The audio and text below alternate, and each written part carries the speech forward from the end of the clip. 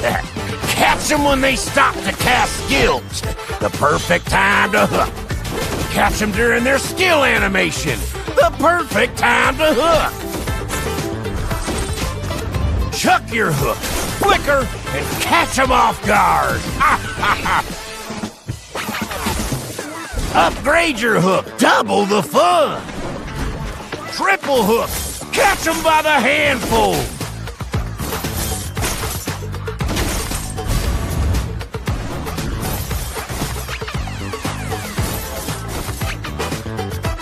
Zigzaggers, got a trick hook for that. Woo!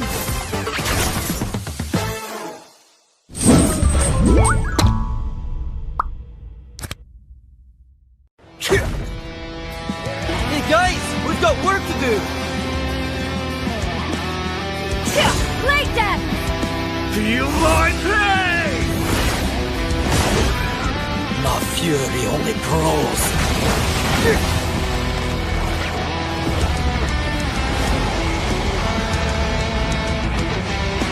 Let's get cracking.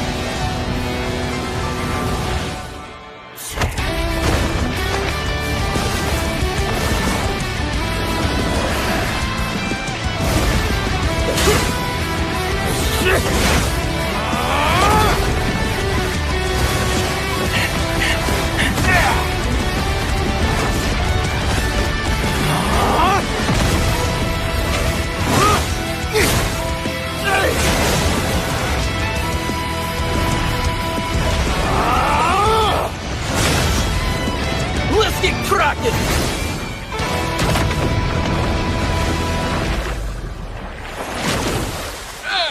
Let's get cracking.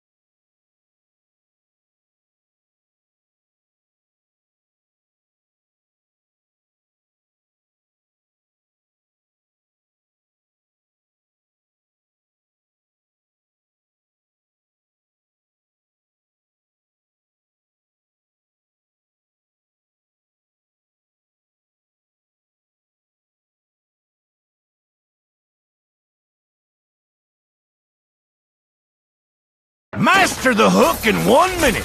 Easy as 1, 2, 3. Can't see the enemy? Enable aim panning for a wider view.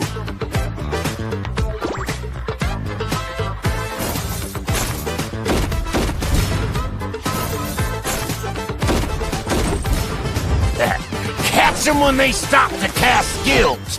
The perfect time to hook. Catch them during their skill animation. The perfect time to hook. Chuck your hook, flicker, and catch them off guard. Upgrade your hook, double the fun. Triple hook, catch them by the handful.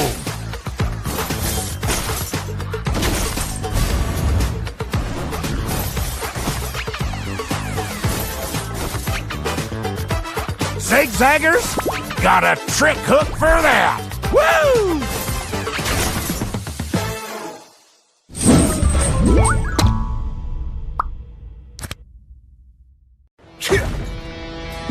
Hey guys, we've got work to do! Like that! Feel my pain! My fury only grows.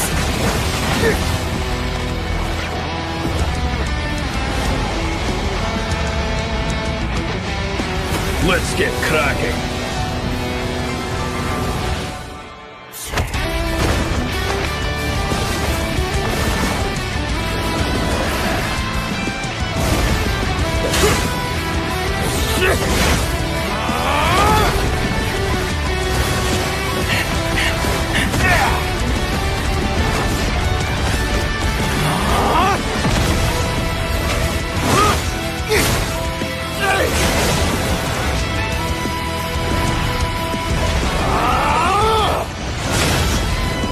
Let's get cracking!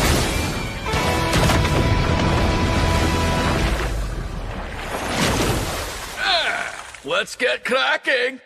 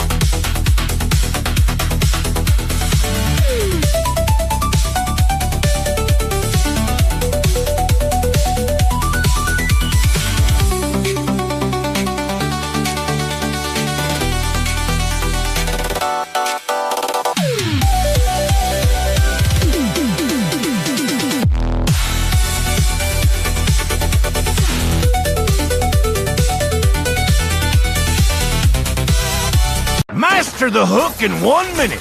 Easy as 1, 2, 3. Can't see the enemy? Enable aim panning for a wider view.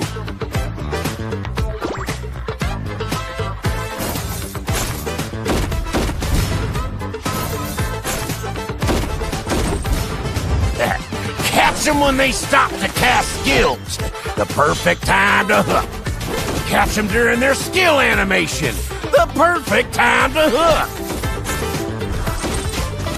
Chuck your hook, flicker, and catch them off guard. Upgrade your hook, double the fun. Triple hook, catch them by the handful.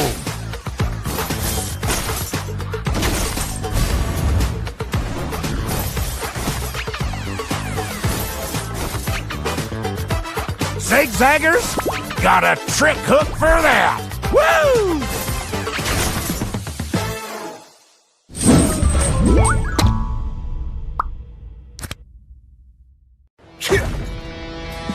Hey guys, we've got work to do! Like that! Feel my pain! My fury only grows.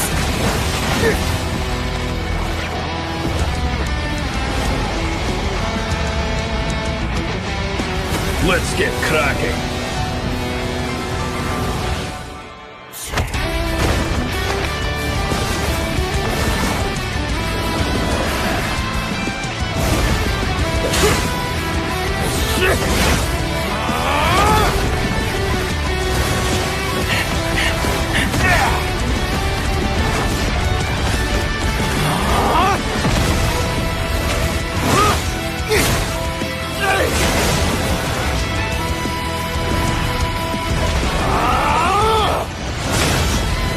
Let's get cracking!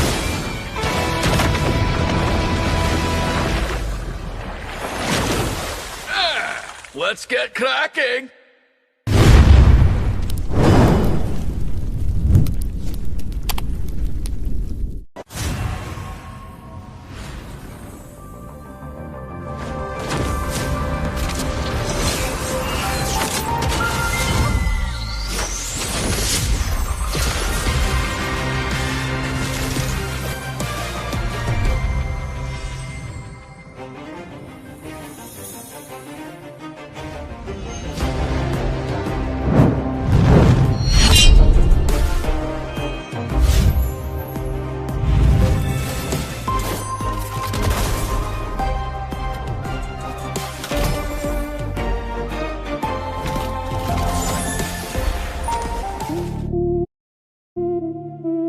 Yeah. Midnight.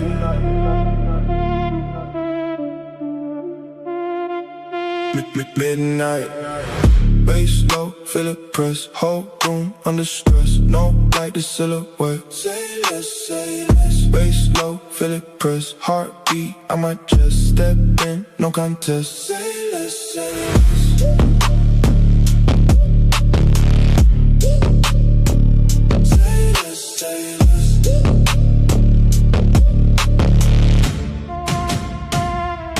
Came in quiet, shift the tone. Heavy air when I move alone. No hype needed, set in stone. Everything here get overthrown. Slow pace, but the way to miss. Every move got consequence. No luck, just discipline. Built this from within. Let it breathe, let it build. Silence right before the kill. No rush, time stands still. Then it drop, drop, drop, drop, drop, drop. Feel that.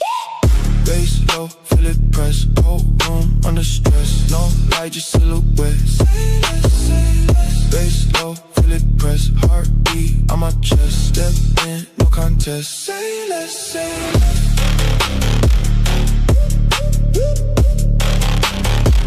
Say less, say less.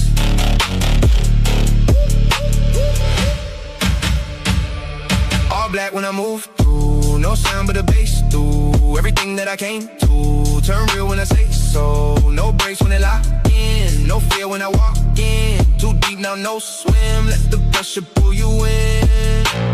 Down, chest now. Slow, everything compressed now. Bass low, feel it press. Whole room under stress. No light, just silhouette. Say less, say less. Bass low, feel it press. Heartbeat on my chest. Step in, no contest. Say less, say less.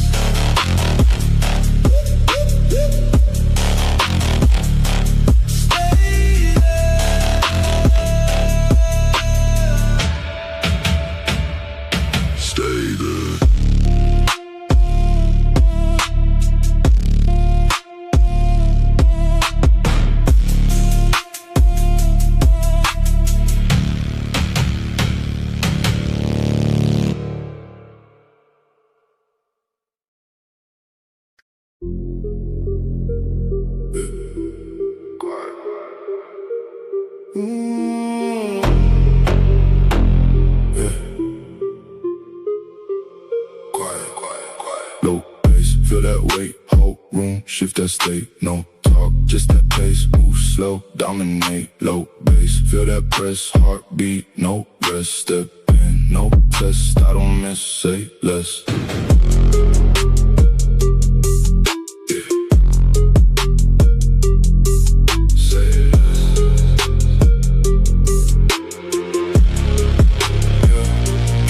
No need for hype, no light, just that type. Everything fall in line when I step, redefine. No rush, I control the speed. No luck, it's what I need. Every move precise indeed. Plan once, then I lead. Oh, let it build inside. Wait, right before the rise.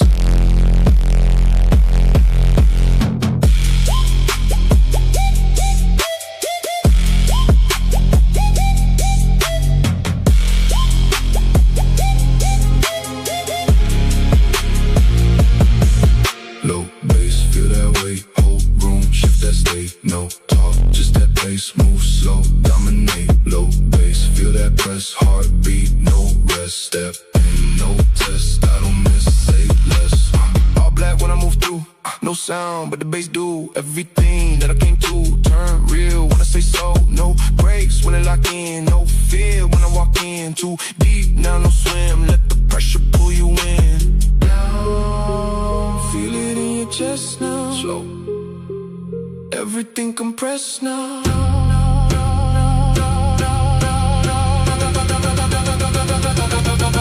Low bass, feel that way. Whole room, shift that state. No talk, just that pace. Move slow, dominate. Low bass, feel that press. Heartbeat, no rest. Step in, no test. I don't miss, say less.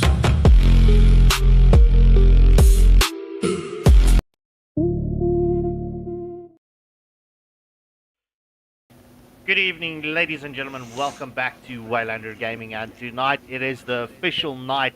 It is the first day. It's the first match of AFL Season 2 seeding stage, Week 1.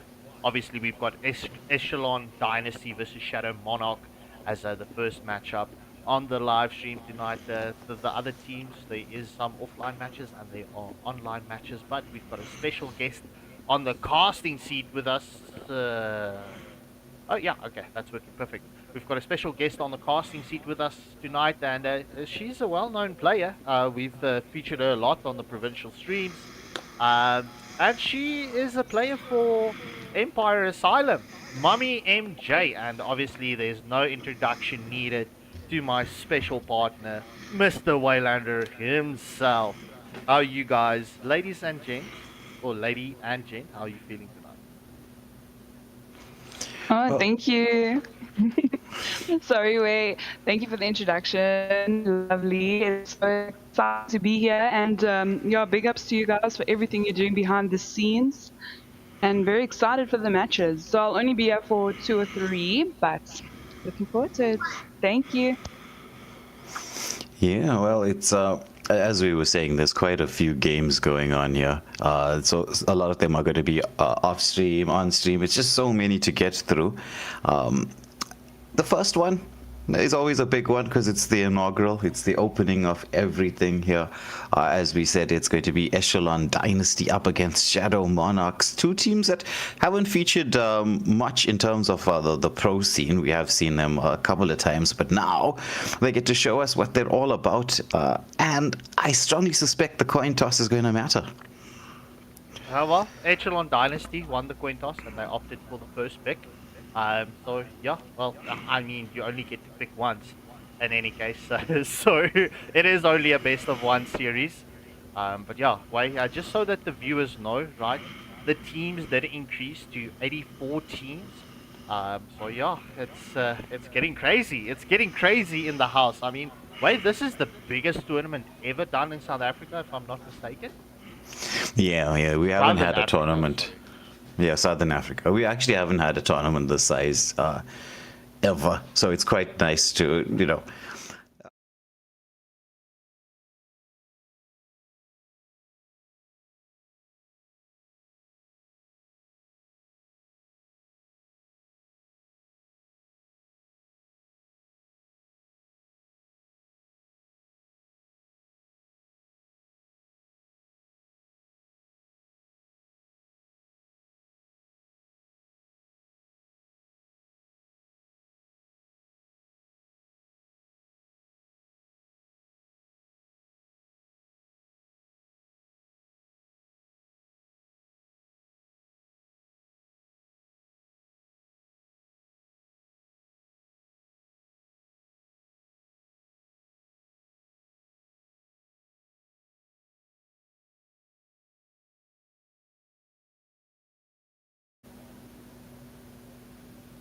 Yeah, I think that should have resolved it.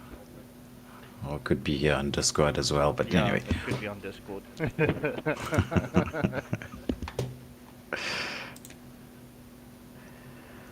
But anyway, we're heading into the bands. So far, we're going to see the Florin, X-Bor, Camilla, Kadita.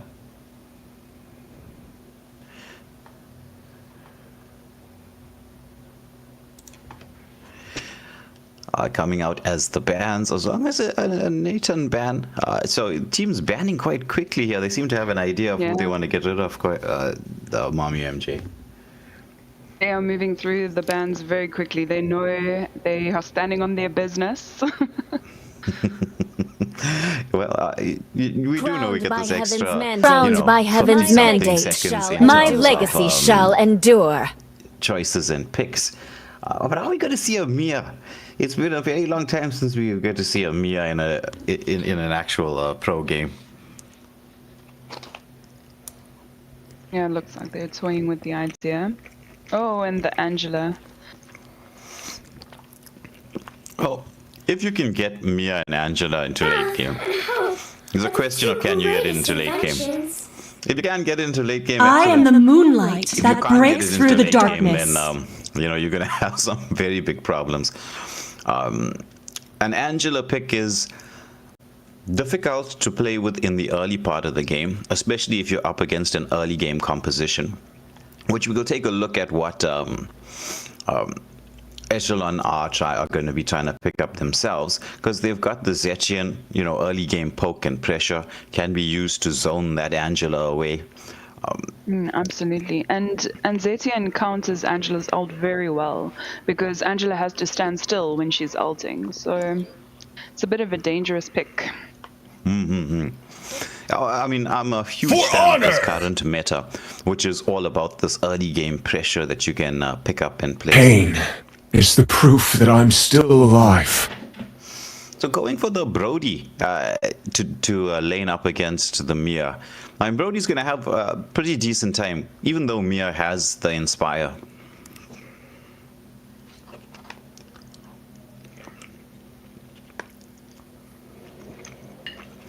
I mean, Inspire, yes, it's okay. It's a spell that we use just to be able to sustain in the lane, because that's what it's there for. And obviously the burst potential when it comes down to late game. But Brody, with the range of his, is going to be able to position to avoid a lot of the stuns that come out from me on that second skill.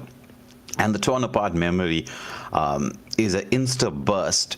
Though I wonder, because I haven't actually checked this, maybe you can tell me, when Mia presses that Moonlight Waltz and she disappears, does that remove the stacks from Brody's torn apart memory, or can he still alter any which way?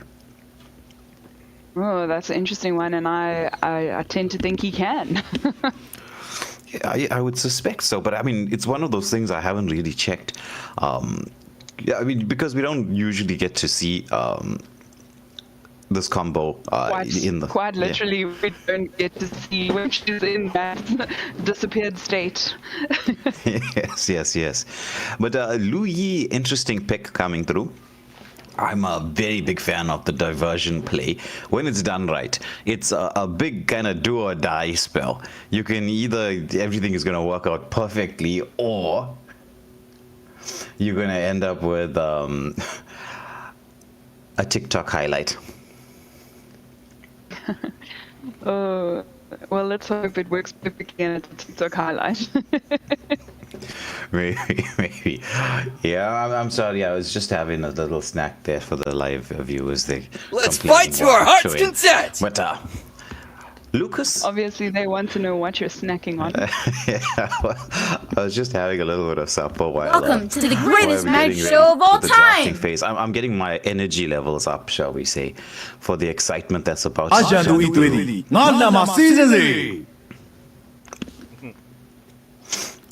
Now, yes? Is that actually Mintator's sound cue?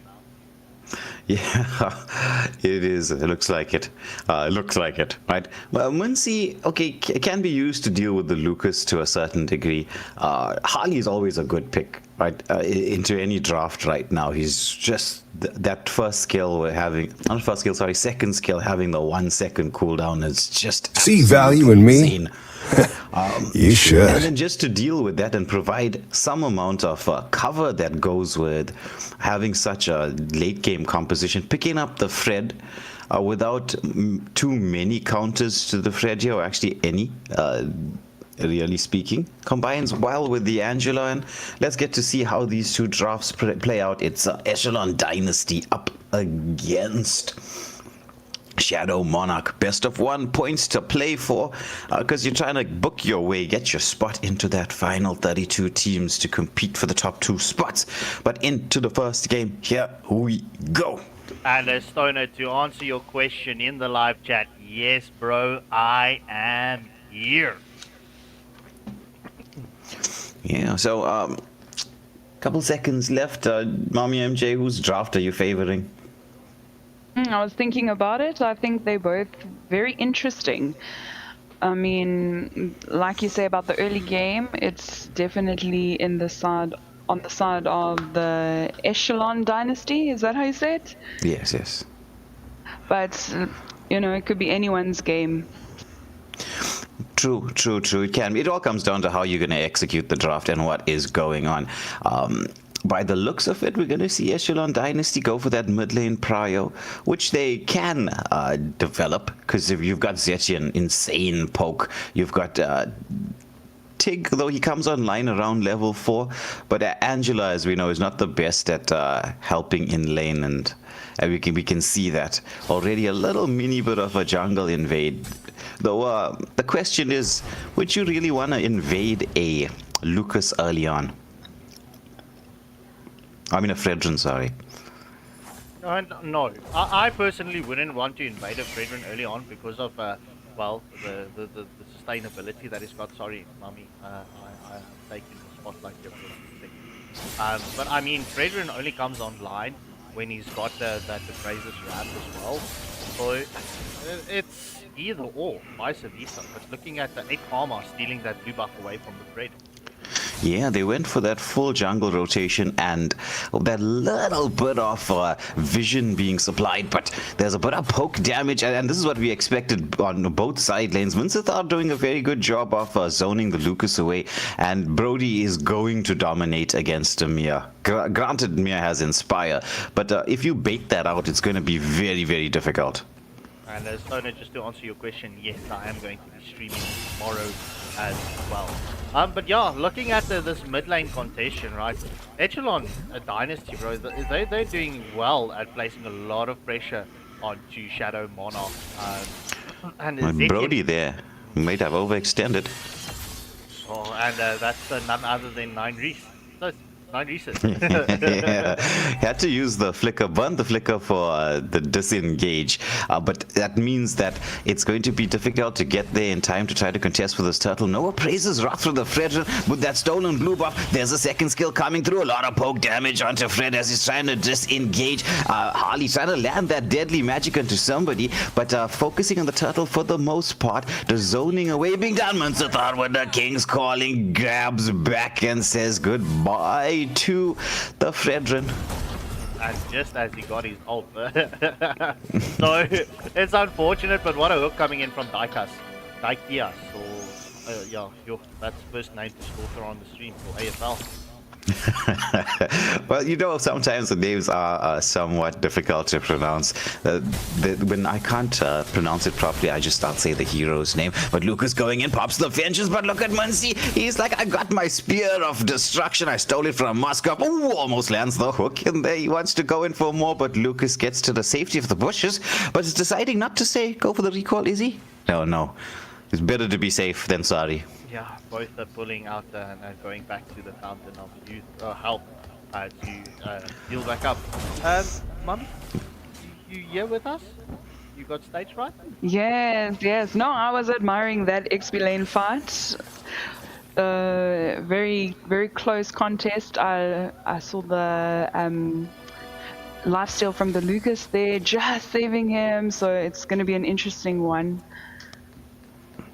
Yeah, the XP lane battle in the early part of the game is a very large determining factor. Deadly magic into the mix, but Harley manages to escape in not enough damage onto the Louis just yet in order to be able to burst her down. I wonder if he's rushing the Genius one, maybe to get a little bit of extra penetration. Oh no, Sky Piercer by the looks of it. It does. Well, they're doing quite well in terms of economy, so I mean, why not? Oh, nice implosion play landing got through. We see the follow-up coming in here, and Harley saying, I don't need the deadly magic, I got the deadly cards. Kind of like, Gambit from the X-Men. He's just throwing it out there. Just got this Sky Piercer after the 2 kills. What a pity. Yeah, Sky Piercer timing not on point. Now, most Harley players, I mean, you are going to rush the pen boots, which is what he's picked up. Personally, I think maybe going Genius Wand might have been a better option than going for the Sky Piercer, because a little bit of extra penetration could help, because he's sort of spammable in his skills. It's got a very low cooldown. Now stacks being built here onto the Mia, who has the protection from the Angela.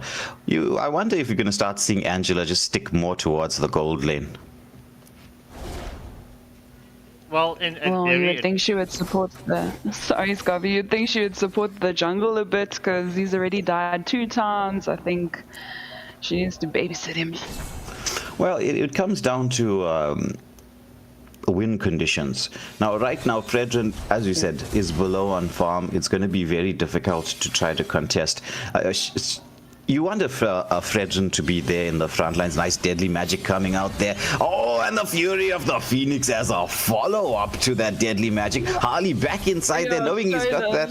Yeah, 1 second cooldown, and it's continuing. He wants to get more stacks on the Sky Piercer, but everybody's taking all the kills. But with this, Shadow.Monarch exploding here in the bot lane. They're continuing the fight. Fredrin, no way to land the Praise's Wrath. Doesn't have the stacks on the ultimate just yet. Has to dash back, and oh my goodness, Louis with the diversion play straight into the lion's mouth. Oh, it's going to be tough for Shadow.Monarch to come back from this. Yeah, it is. Their only hope is the fact that they scale into the late game, and this is what I was saying, right? Fredrin is in a difficult spot. He's gonna have to go straight full-out defense, like just nothing in the offensive line, right? Which is what you expect from Fredrin. Nice deadly magic coming through. Should we see the Fury of the Phoenix as the follow-up? No, we do not. But they do force the Mia back, because Mia is going to be your prio right now. That's your win condition if you're the side of Shadow.Monarch. Yes, absolutely. Hopefully they realize that, because so many teams panic when they start to fall behind and they don't remember focus on farm, resets. So let's hope they can support the Mia. Yeah. Oh, that's Harley once more into the backline. Doesn't land the deadly magic, but the heals coming through from Mia is going to make the deadly magic a little bit less effective, because we're at that timing where Angela should have picked up the Flask of Oasis, because I'm assuming that Angela was rushing that as the first item. So if you're rushing it at first item, your timing would be about 4.5-5 minutes. So we're at the 7.5 minute mark. So I'm suspecting that item's already up and running. But it looks like Nin been taken out there, pushing on the Brody. This is what happens occasionally in the mid game, right? As the MMs push, you gotta get like your rotations on point. Like the MM must push as the roam provides a certain degree of vision. Tig here in the bot lane, just trying to make sure that the lane is protected. They don't want to lose it. It's under a minute to go for this first Lord of the match, and with this, Echelon Dynasty in a very strong position. Yeah, but like you said, with Brody going down there, that was the first kill for Shadow.Monarch. What I usually tell my team when we're in this position, we got the first one, we can get more. So yeah. Hope is real. Hope is alive. And if you've got some strong defensive capabilities, which they do, Shadow.Monarch, or not all is lost. But Echelon, Echelon Dynasty will be definitely feeling themselves. Oh. Oh, that's the deadly magic into the backline. Mia with the split push, just trying to get the farm up and running, because it's still at the time where you don't expect MMs to be with at least the 3 core items. Lord has been started. It has to be sacrificed by the side of Shadow.Monarch. There's no real way for them to try to go in with the contest. Maybe if Louis was up, maybe a diversion play, but I wouldn't really want to risk it. The new Lord is so beautiful. The new Lord is so beautiful. Why did they decide to make the Lord a female? Because, I think maybe it mirrors real life. No? Mommy, anything to say towards that? No, not really. Can't argue, hey? So good. So, Lord marching down the mid lane, there is a question of wave equilibrium right now. Tier 2 turrets are still standing. It's just Zetian that's providing the protection for the Lord. A couple of players in there from the side of Shadow.Monarch trying to defend this mid lane. Oh, there's a hook into the King's Calling, but the pullback, the Fury of the Phoenix gets the setup. It's going to be the one they didn't want to go. Angela being taken out of the mix just like that. And Shadow.Monarch on the defense big time right now. Absolutely, but like you said, they have the defense capabilities, so for Fredrin. That was a straight blow up, and now this is what happens. No Angela around.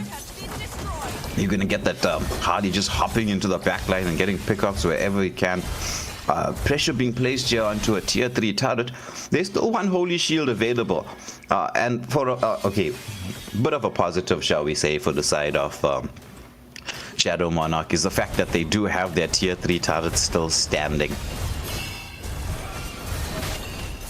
Yeah, well, indeed. So it seems like Echelon Dynasty is looking to crack and enter the base of Shadow.Monarch, right? Look, bro, I'm going to agree with you, right? Angela is important to the play here, but the fact that the Mia is not online yet, look, this match can turn around looking at if Shadow.Monarch can get the defense stacked up here, as we do see the implosion play and the hook coming in from Mincetar and Tigreal. What a king calling into the mix, and Fury of the Phoenix into the play as Lucas secures the kill onto Brody. It's only 9 Reeses that's been killed as Mia gets taken down. Oh, Tigreal being the second member to fall in favor of Echelon Dynasty. It was a 3-2 exchange in favor of Echelon Dynasty. Yeah, but all the tiers. Exactly. Options here to actually get the lock on. If they can spread it around, deadly magic into the backline with the Fury of the Phoenix. It's going to be Lucas trapped up here. There's no heals. They are trying to focus on the target, but the minion waves coming through at just the right time. It's just maybe 2 hits left on the target. Nobody wants to hit the base. Oh, so close. Yeah. Shadow.Monarch lived to fight another fight. Yeah, it could have been over there and then, as we're just going to be watching the retreat happening here. It's second lord of the game up and running as Echelon Dynasty are getting themselves into position just to zone away. Will Shadow.Monarch try to contest this one? They do have the diversion play. Yeah, as the second lord of the match does go in favor of Echelon Dynasty, right? If they can get their lane synced up right now, obviously the lord will spawn with the next minion wave. Obviously this is nice. They don't want to clear the minion waves just yet. Wait for the second wave to come in. But Mia is doing a good job at keeping the waves unevenly pushed. Yeah, Lucas going in there, has the hot guard on him. He wants to 1v5. Everybody's got the chase on. He manages to eat up one. It's Zetchian taken down. He's trying to hunt Harley, but Harley is a slippery customer. But now they could be out of position. The diversion play coming through. Mia split pushing. Oh yeah. My goodness. His only friend in there. The Lord is charging in. They can't get Brody locked on. King's calling into the mix, and that is game, set, match. Going the way of Echelon Dynasty. Yeah, he's well played to Echelon Dynasty. MVP going to aSylum with the Mincetar, and the MVP going to Lucas. Mommy, your mic is cutting out there. In any case, GG's well played to both teams. We're just going to get the pause screen up and running for you whilst we get the second lobby sorted out. So please hit that like, share and subscribe button, ladies and gentlemen. We will be back with you in just a jiff.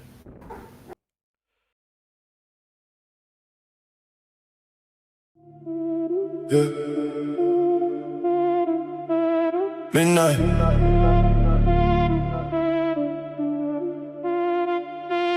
Midnight.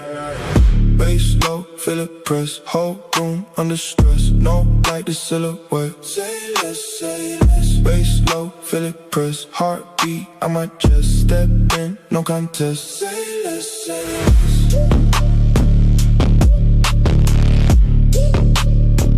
Say less, say less.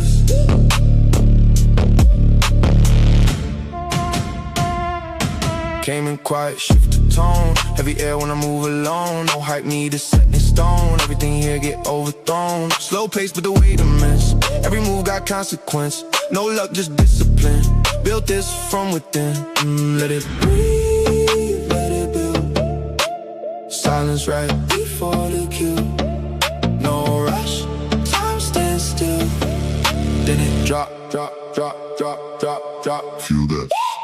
Bass low, feel it press. Whole room under stress. No light, just silhouette. Say less, say less. Bass low, feel it press. Heartbeat on my chest. Step in, no contest. Say less, say less.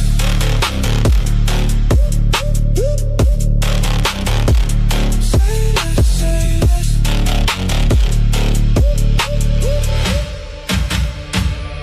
All black when I move through. No sound but the bass through. Everything that I came to, turn real when I say so. No breaks when they lock in, no fear when I walk in. Too deep now, no swim, let the pressure pull you in. Down, feel it in your chest now. Slow, everything compressed now. Bass low, feel it press. Whole room under stress. No light, just silhouette.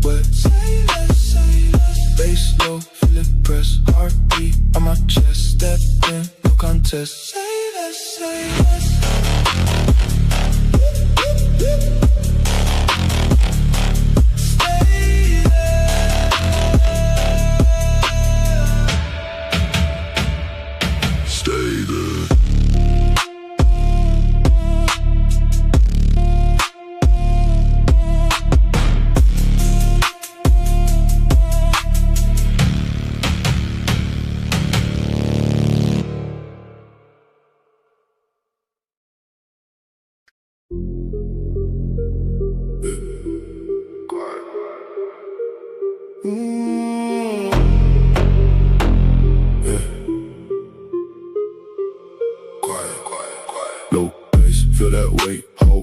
Shift that state, no talk, just that pace. Move slow, dominate, low bass. Feel that press, heartbeat, no rest. Step in, no test, I don't miss, say less.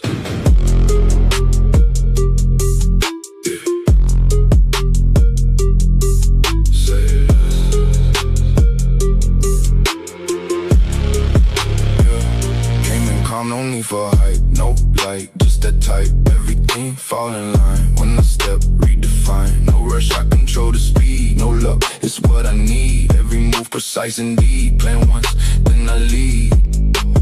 Oh, let it build inside. Wait, right before the rise.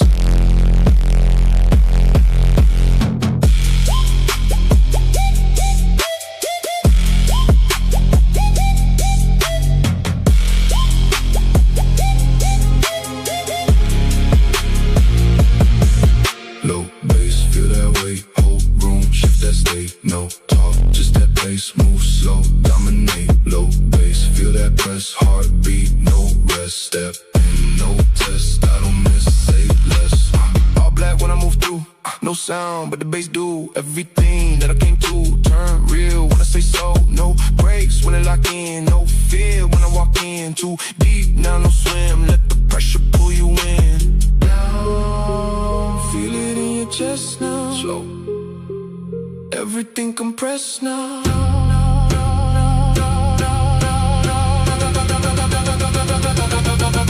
Low bass, feel that way. Hold room, shoot that state. No talk, just that pace. Move slow, dominate. Low bass, feel that press. Heartbeat, no rest. Step in, no test. I don't miss, say less.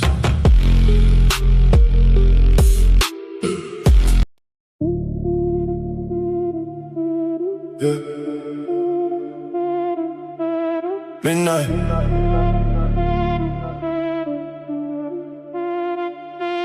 Midnight. Bass low, feel it press. Whole room under stress. No light, the silhouette. Say less, say less. Bass low, feel it press. Heartbeat, I might just step in, no contest. Say less, say less.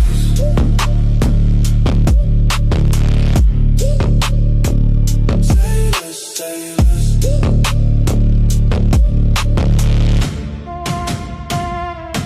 Came in quiet, shift the tone. Heavy air when I move alone. No hype needed, set in stone. Everything here get overthrown. Slow pace, but the weight immense. Every move got consequence. No luck, just discipline. Built this from within. Let it breathe, let it build. Silence right before the kill. No rush, time stands still. Then it drop, drop, drop, drop, drop, drop. Feel that. Bass low, feel it press. Whole room under stress. No light, just silhouette. Say less, say less. Bass low, feel it press. Heartbeat on my chest. Step in, no contest. Say less, say less.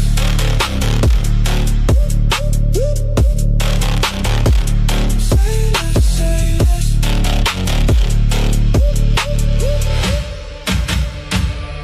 All black when I move through. No sound but the bass through. Everything that I came to. Turn real when I say so. No breaks when they lock in. No fear when I walk in. Too deep now, no swim. Let the pressure pull you in.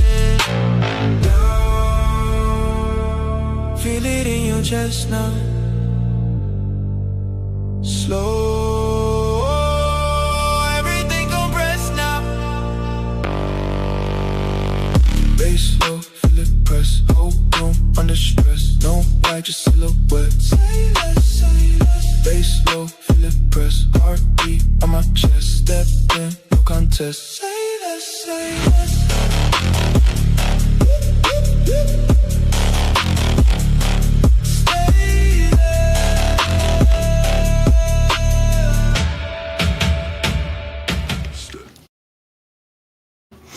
Hello everybody, welcome back to the stream. We're into the lobby, and it's a name I think I'm gonna have some fun saying, making some maybe weird dad jokes about dead end up against end game.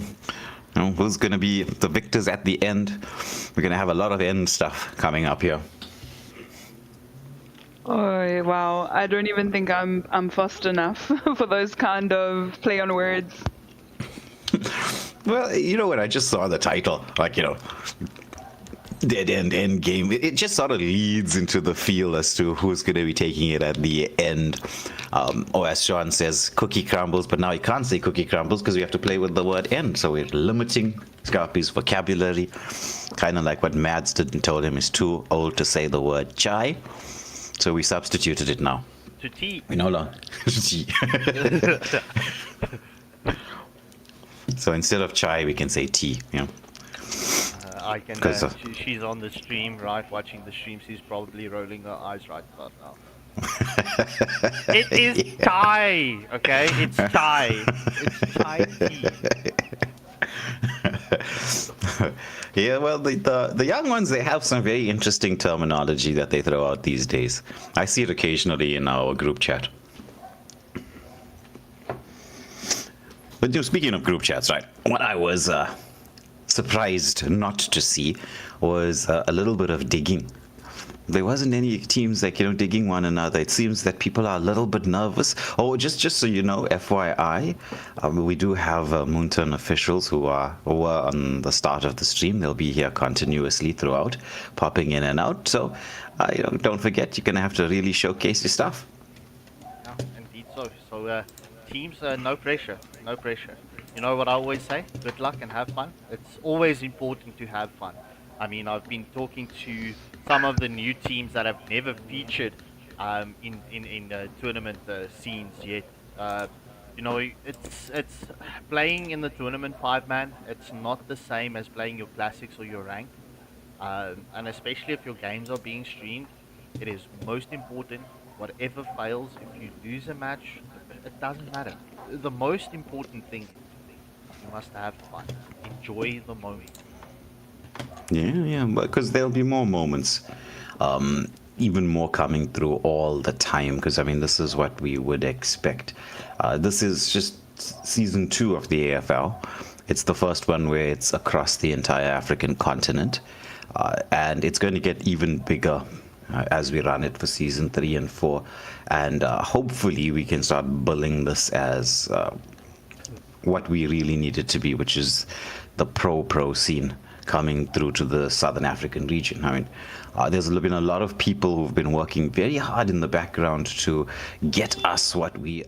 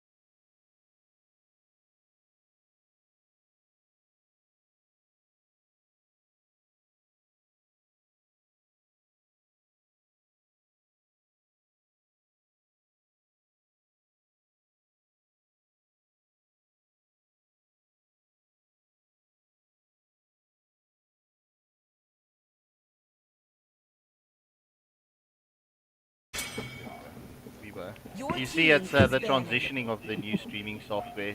It's still touch and go.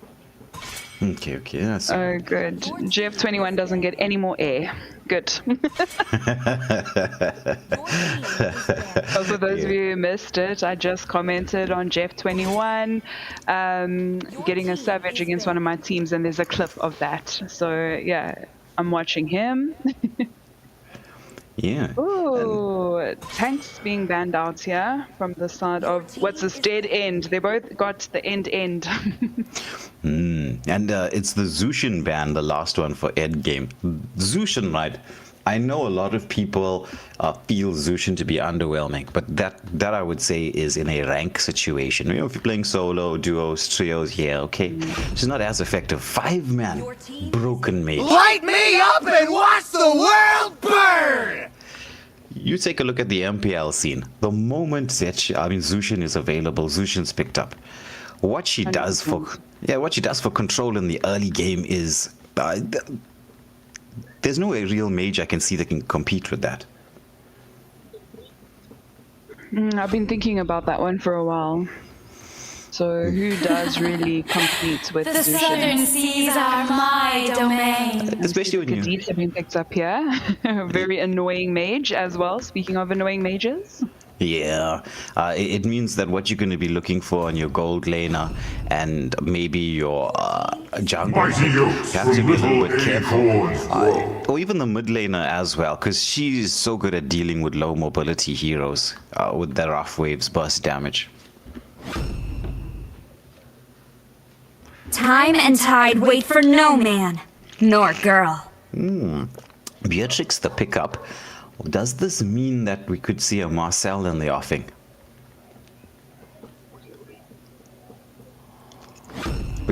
Because those two heroes, they combine Hope will find a way, even when all is forlorn. I definitely heard about this Marcel Beatrix combo. Have yet to see it in action, but yeah, I've definitely heard of it. Yeah, you can when Marcel ultis, you can hit a double ultimate from Beatrix. Yes. And so you use the rocket barrage and the machine gun. Fight for the ultimate answer. In terms of your weapon switches, because I mean, it's not like you have all the time in the world to get it set. Absolutely, but it looks like the Marcel could be quite irritating against Hilda and Belleric here, so... Yeah, sneaky turtle on the Hilda. That means that we expect the side of endgame to go for a more aggressive rotation. They have the aggressive mid lane duo, right? Possibly... Yeah, I'm thinking maybe a Leomord into the mix might be good for them.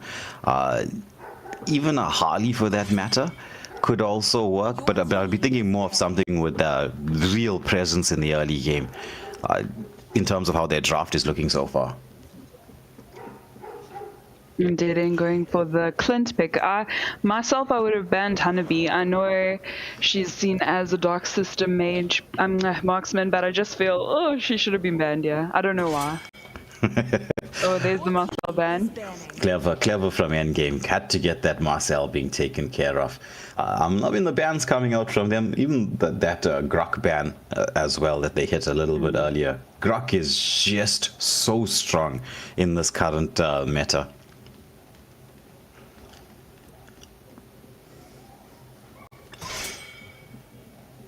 Okay. Looks like it's Suyu as the final ban for the side of Dead End. And I mean, Suyu is one of those... What did I say? There's the Sancho Honeybee pickup. And I've got a feeling Jeff's gonna go for his Yin. Let's see. The ocean is not just you do know these teams very, very well. Hanabi is one of those heroes that we say is not the grandest in terms Valor of, and royalty in a dead body. Actually in any stage of the game, because she's so easily dying. I'm Yin, and I won't lose myself, no matter what! That she can do something. Oh, they swapped. The Sneaky Turtle just swapped there with Baba Rick. Yeah, and then we've got the Atlas and Leomord as the final pickups for Dead End. Atlas needs the Fatal Links, can work nicely with the Vexana, the Beatrix, and the Xborg. So let's see how this combo is going to work. And Adrian, to answer your Yin question, that is a comfort pick. Because you do know how sometimes in these tournament matches the comfort picks make a bit of a difference. When you know the limits of the hero, then of course you have an advantage. Yes. Because it's always, in terms of drafting, granted you should be able to play all heroes, that's the ideal.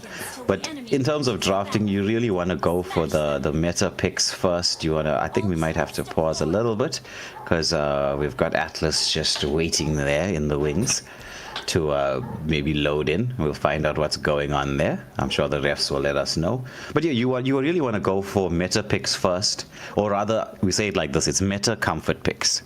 So the meta heroes that you're comfortable with, then it's going to be comfort picks, then it's going to be meta picks, and then, any other You learn very quickly that you need to diversify the hero pool.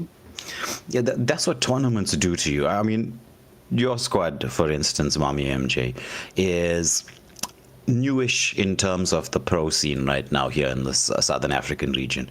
And I'm sure it's been a big learning curve to realize that what works in 5-man rank doesn't necessarily work in a tournament setup. Yeah, Oh, definitely. Atlas being logged back in. Thank you, Mommy MJ, and thank you, Way. Zoero, bro, you ready to take this away? The chat loved you the other night, so just for all intents and purposes, just introduce yourself as we take this match away.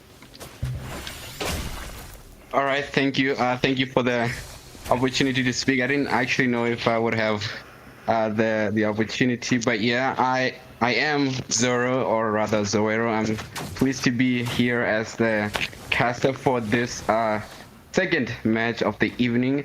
It's been between I do believe it's Dead End and Endgame. Very excited to see how this will turn out. Well, we see the setup coming in from Atlas. Atlas is in a lot of danger as first blood goes to Hanabi. Like, right? Well, I'm just going to mention this to the viewers. Obviously, Way knows how far along we go with Endgame. I mean, if it weren't for Endgame, Way, me and you would have never met. And any case, so yeah, much love for the team of Endgame. But let's see if my love can transpire into them picking up a victory tonight, as it's currently 1-0 for Endgame.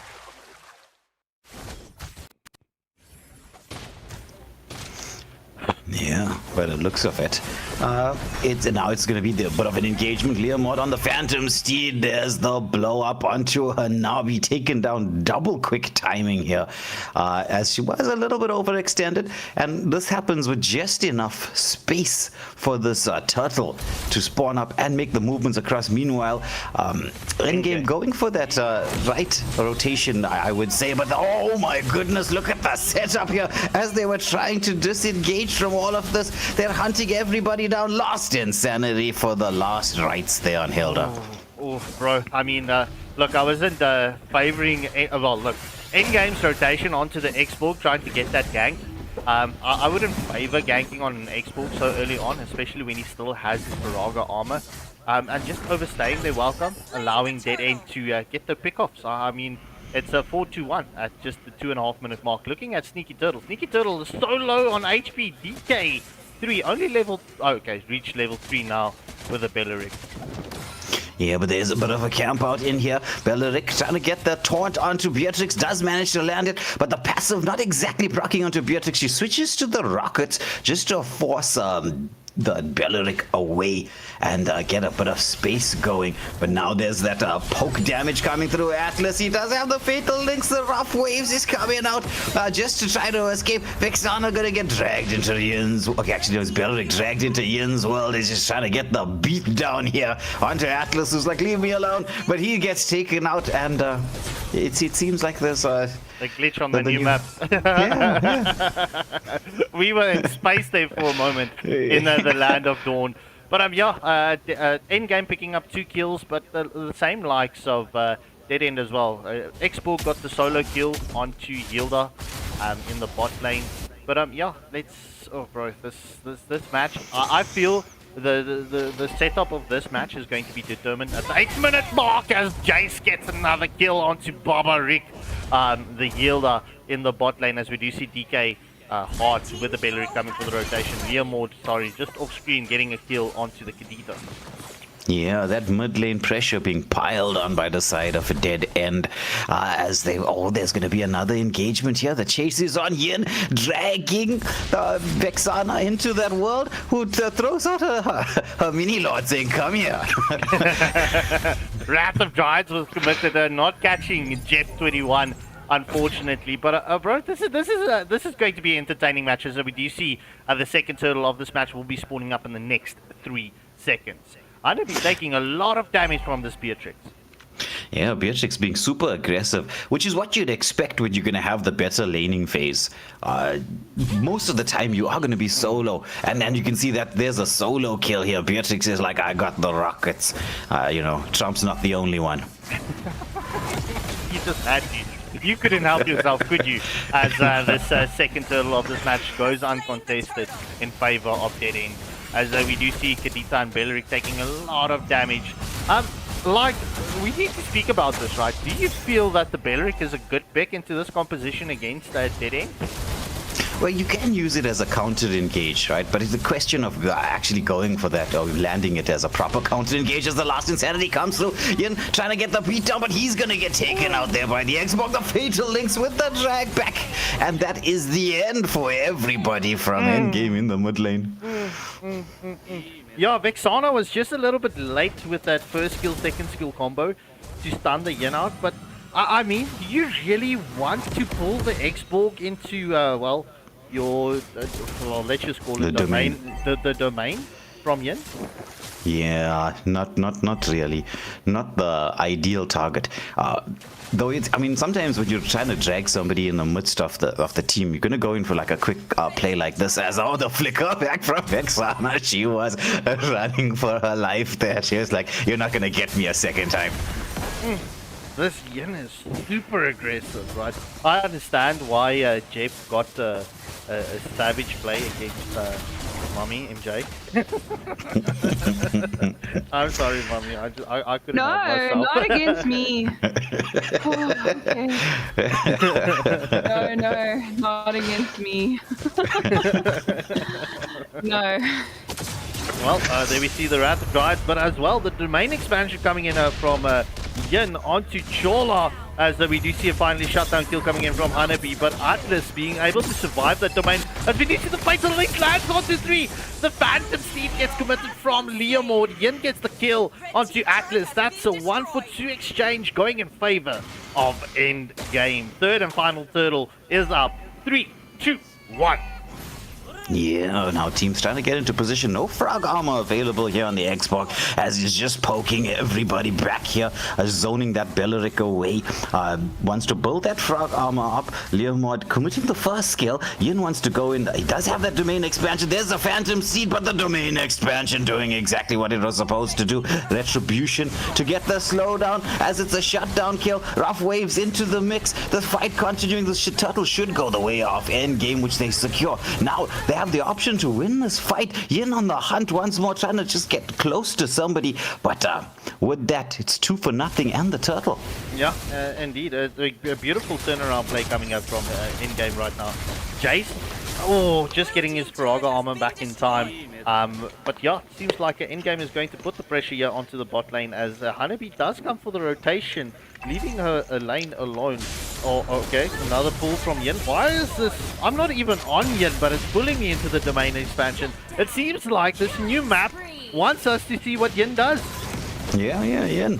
On the highlight reel, there's a Phantom Steed in there executing the Yin. Continuation of the fight. It's going to be Hilda very low, gets taken out. Do they chase for more? The map right now open on both sides, so potential to go in for that pressured jungle play is there. Yeah, indeed. So I just see the wordplay here from Notia Vina. Okay, from the viewer in the chat, right, saying dead end game. Yeah, the names are going to lead to some definite wordplay. So under a minute to go for the Lord, which is going to be the interesting battle, because teams have to make sure that they've got the waves managed, right? Because the map is open on both sides, to be fair. It is even, right?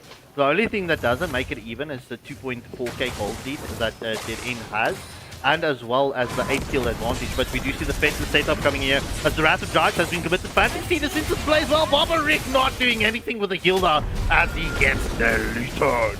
But yeah, the continuation continuing here. Esport looking for that last insanity as Leomord gets the shutdown kill onto Hanabi, and that last insanity is still up for grabs. Domain expansion onto Atlas. Final Links gets pulled, and Yin wins the battle onto Chola 1-1M as the last insanity takes down Beleric, and Jeff Skypiercer procs onto him, and Yin is out of the equation. That's a 3-for-1 exchange. Yeah, and with this free Lord available, though Beatrix wants to take a tier 2 turret down, maybe potentially get a Holy Shield as well, but they get the force back here onto Hilda, who has to use the Revitalize. I don't think they're going to get the Holy Shield, but having a tier 2 turret gives them a small bit of advantage with this Lord. Yeah, agreed so, and especially with this beautiful Lord that is here. Yeah, so everyone, just so that you know, in the chat, the map, like broken walls, clouds, everything is set on random, so the lobby decides what is going to get picked up. But yeah, Esport picking up another kill onto Kadita. ORYX not having a good time as we do see Yilda getting a kill onto Vexana finally. ORYX in a lot of danger, and a Wrath of Giants has been committed onto the blue buff. Immortality has been procced, and domain expansion onto Atlas. Will Yin get this as we do see off screen because the map keeps pulling me into this Titan world, and I can't do anything about it. Yeah, double kill for Leomord. Well, the way you can sort it out is just click on another hero, like on the icon on the side, and it'll stop doing it. Let me try that. Let me try that next time. First gold shield getting popped in the mid lane. Lord is still up, and will charge onto the inhibitor turret. Yeah, just not enough health to be able to secure anything here. The chase is on. Hilda with the axe smash coming straight through there, and pops a revitalize as well. But Xbox should be able to hunt down the Hilda, but there's no control really to stop her, so she's gonna get back to the safety of the base. I'm looking at this ORYX build on the Hilda. Going full damage. Look, Hilda, she does do damage. It's not the type of build that I would use on Hilda. Ideally, I would have an Oracle on the Hilda and run from bush to bush to get that extra proc on the healing capabilities instead of going for full damage build. Maybe go for a hybrid.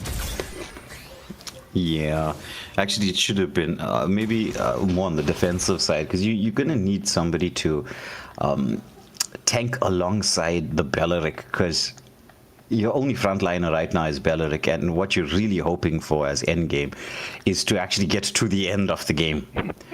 where you know, you've got the power spikes.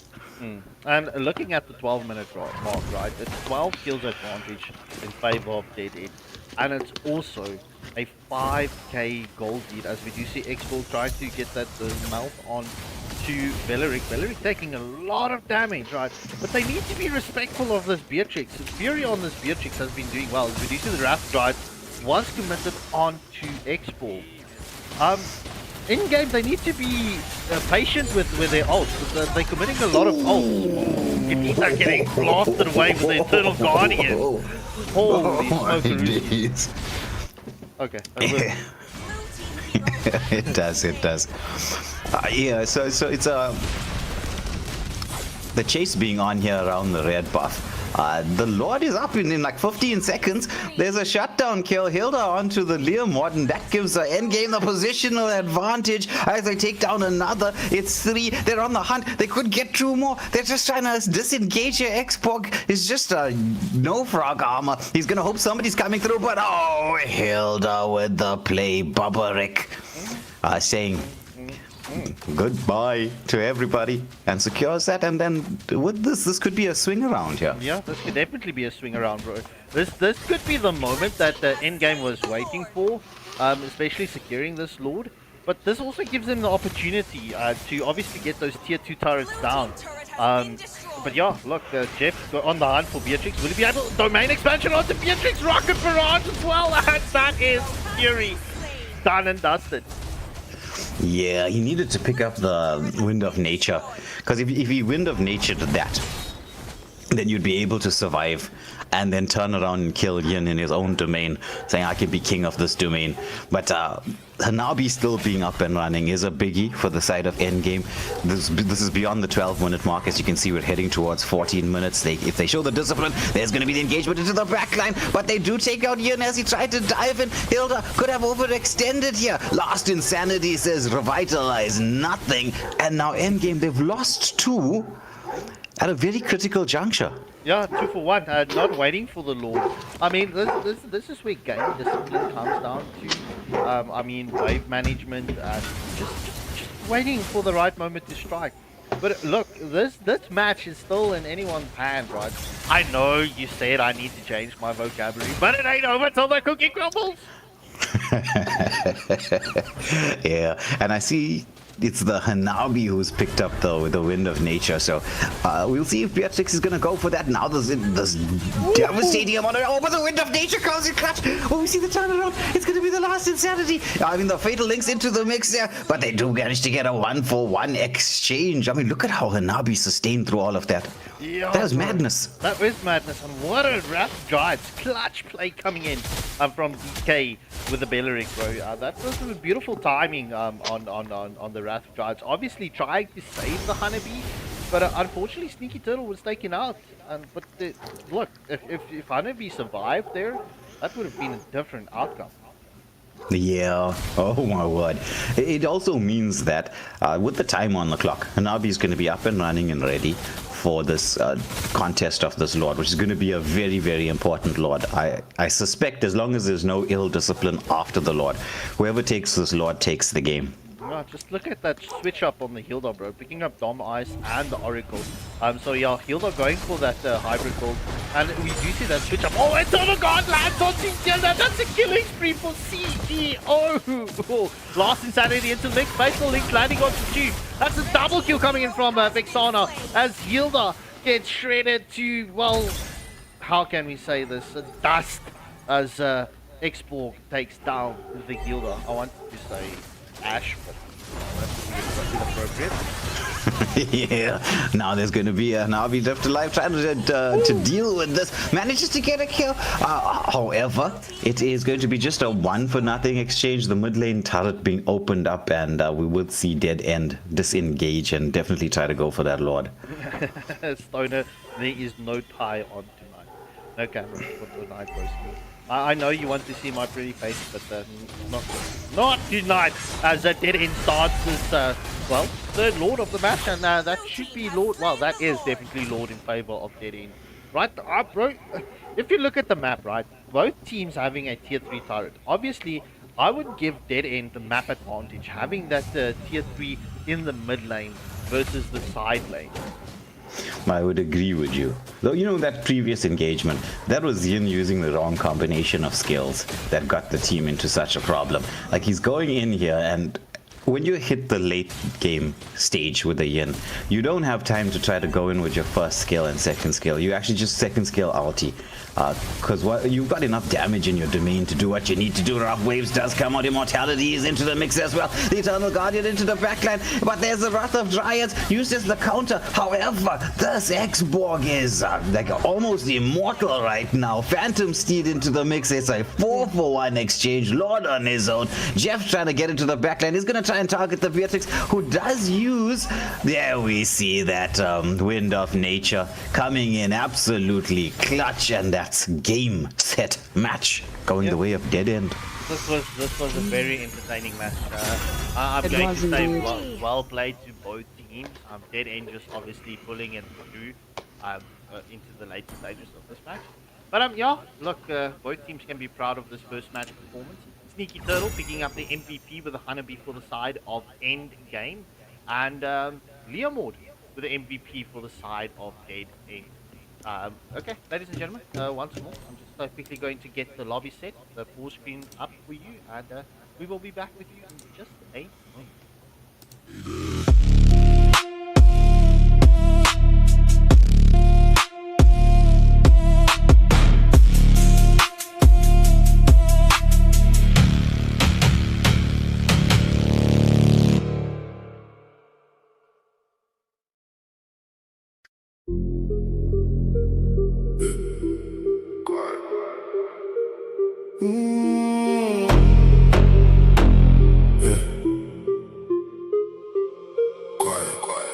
low bass, feel that weight, whole room, shift that state, no talk, just that pace, move slow, dominate, low bass, feel that press, heartbeat, no rest, step in, no test, I don't miss, say less.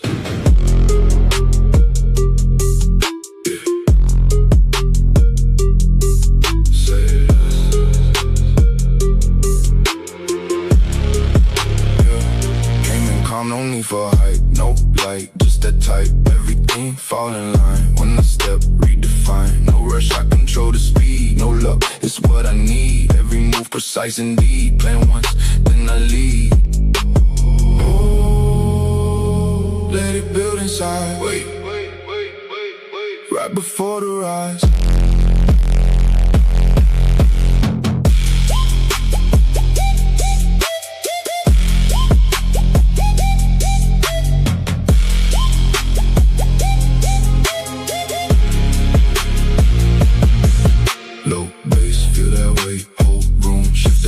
No talk, just that pace, move slow, dominate, low bass, feel that press, heartbeat, no rest, step in, no test, I don't miss, say less. All black when I move through, no sound, but the bass do everything that I came to, turn real when I say so, no breaks when I lock in, no fear when I walk in, too deep, now no swim, let the pressure pull you in. Now, feel it in your chest now, slow. Everything compressed now.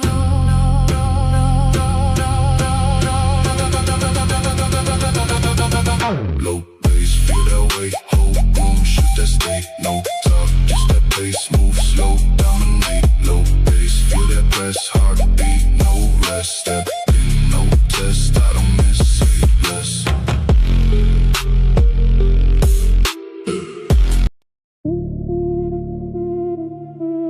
Yeah. Midnight.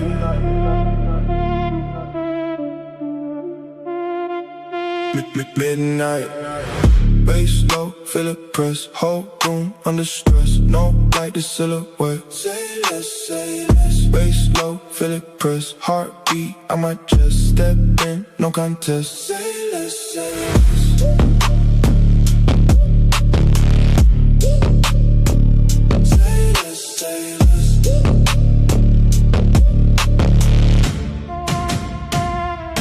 Came in quiet, shift the tone. Heavy air when I move alone. No hype needed, set in stone. Everything here get overthrown. Slow pace, but the weight immense. Every move got consequence. No luck, just discipline.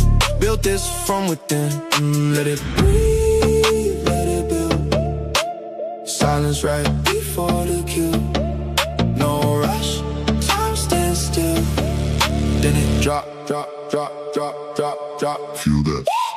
Bass low, feel it press, whole room under stress. No light, just silhouette. Say less, say less. Bass low, feel it press, heartbeat on my chest. Step in, no contest. Say less, say less.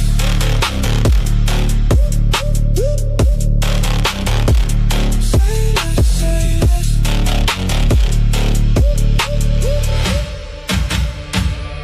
All black when I move through, no sound but the bass through. Everything that I came to, turn real when I say so. No breaks when they lock in, no fear when I walk in. Too deep now, no swim, let the pressure pull you in. Down, feel it in your chest now. Slow, everything compressed now. Bass low, feel it press, whole room under stress. No light, just silhouette. Say less, say less. Bass low, feel it press, heartbeat on my chest. Step in, no contest. Say less, say less.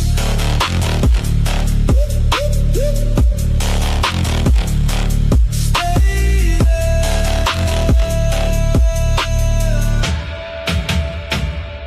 Stay there.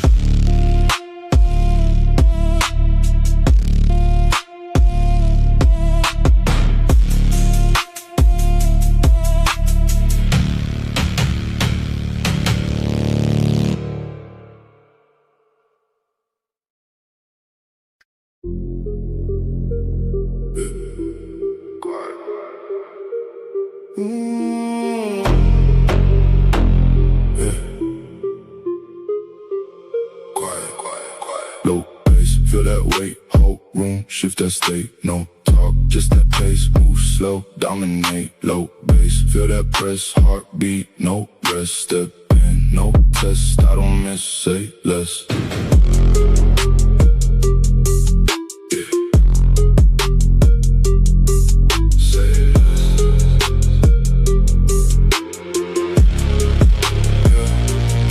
No need for hype, no light, just that type. Everything fall in line. When I step, redefine. No rush, I control the speed. No luck, it's what I need. Every move precise indeed. Plan once, then I lead.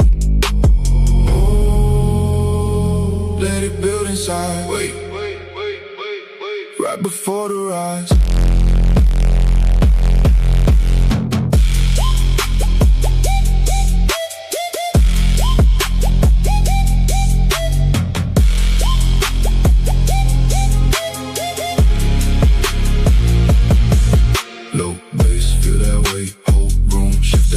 No talk, just that pace, move slow, dominate, low bass. Feel that press, heartbeat, no rest. Step in, no test, I don't miss, say less.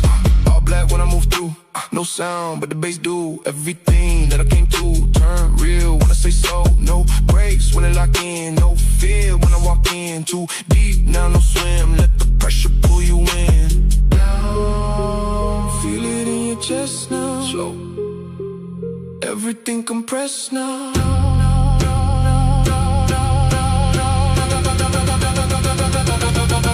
Low bass, feel that way. Whole room, shoot that state. No talk, just that pace. Move slow, dominate. Low bass, feel that press. Heartbeat, no rest. Step in, no test. I don't miss, say less.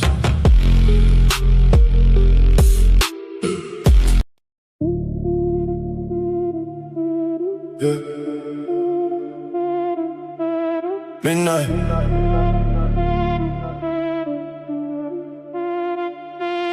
Midnight.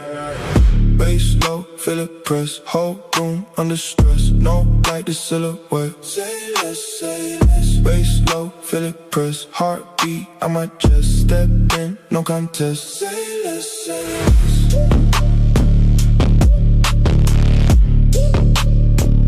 Say less, say less.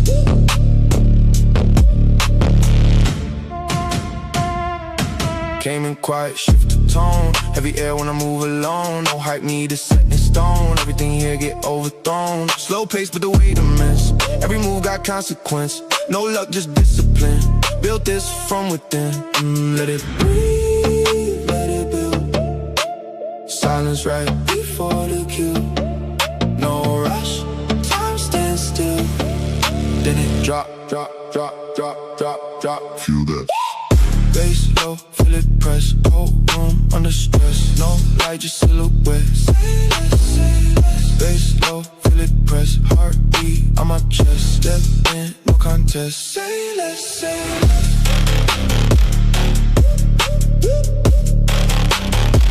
Say less, say less.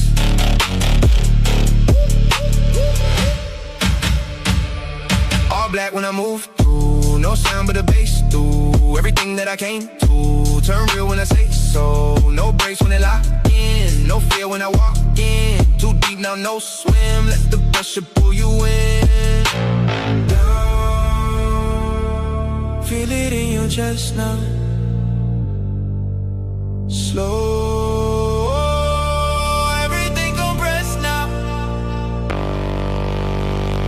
Bass low, feel it press. Whole room under stress. No light, just silhouette. Say less, say less. Bass low, feel it press. Heartbeat on my chest. Step in, no contest. Say less, say less.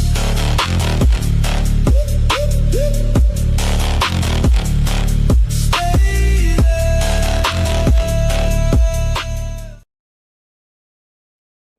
All right, ladies and gentlemen, we are back. It is up next. It's Shattered Empire versus Dragon's Crew.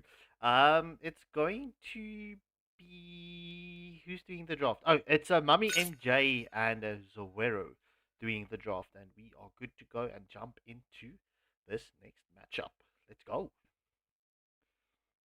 I think it was. Okay, I will I'm excited. Shattered Empire of the Dragon Crew. Live chat, as you can hear. Ooh.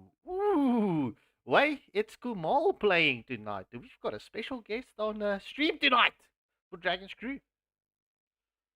Yeah, one of the teams that has one of the organizations has been part of helping us set up the scene here, Kumal Gaming. So quite excited to see him.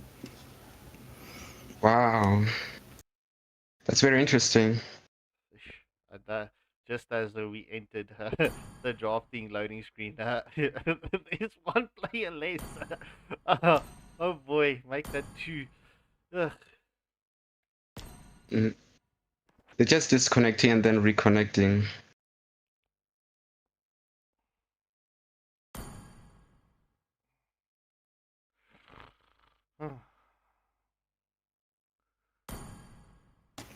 Well, it's the issue of not having all the skins downloaded. So for those of you who are captains tuning in, right, I said this last night on the curtain raiser matches, so I'll say it again. Make sure you have all your resources downloaded.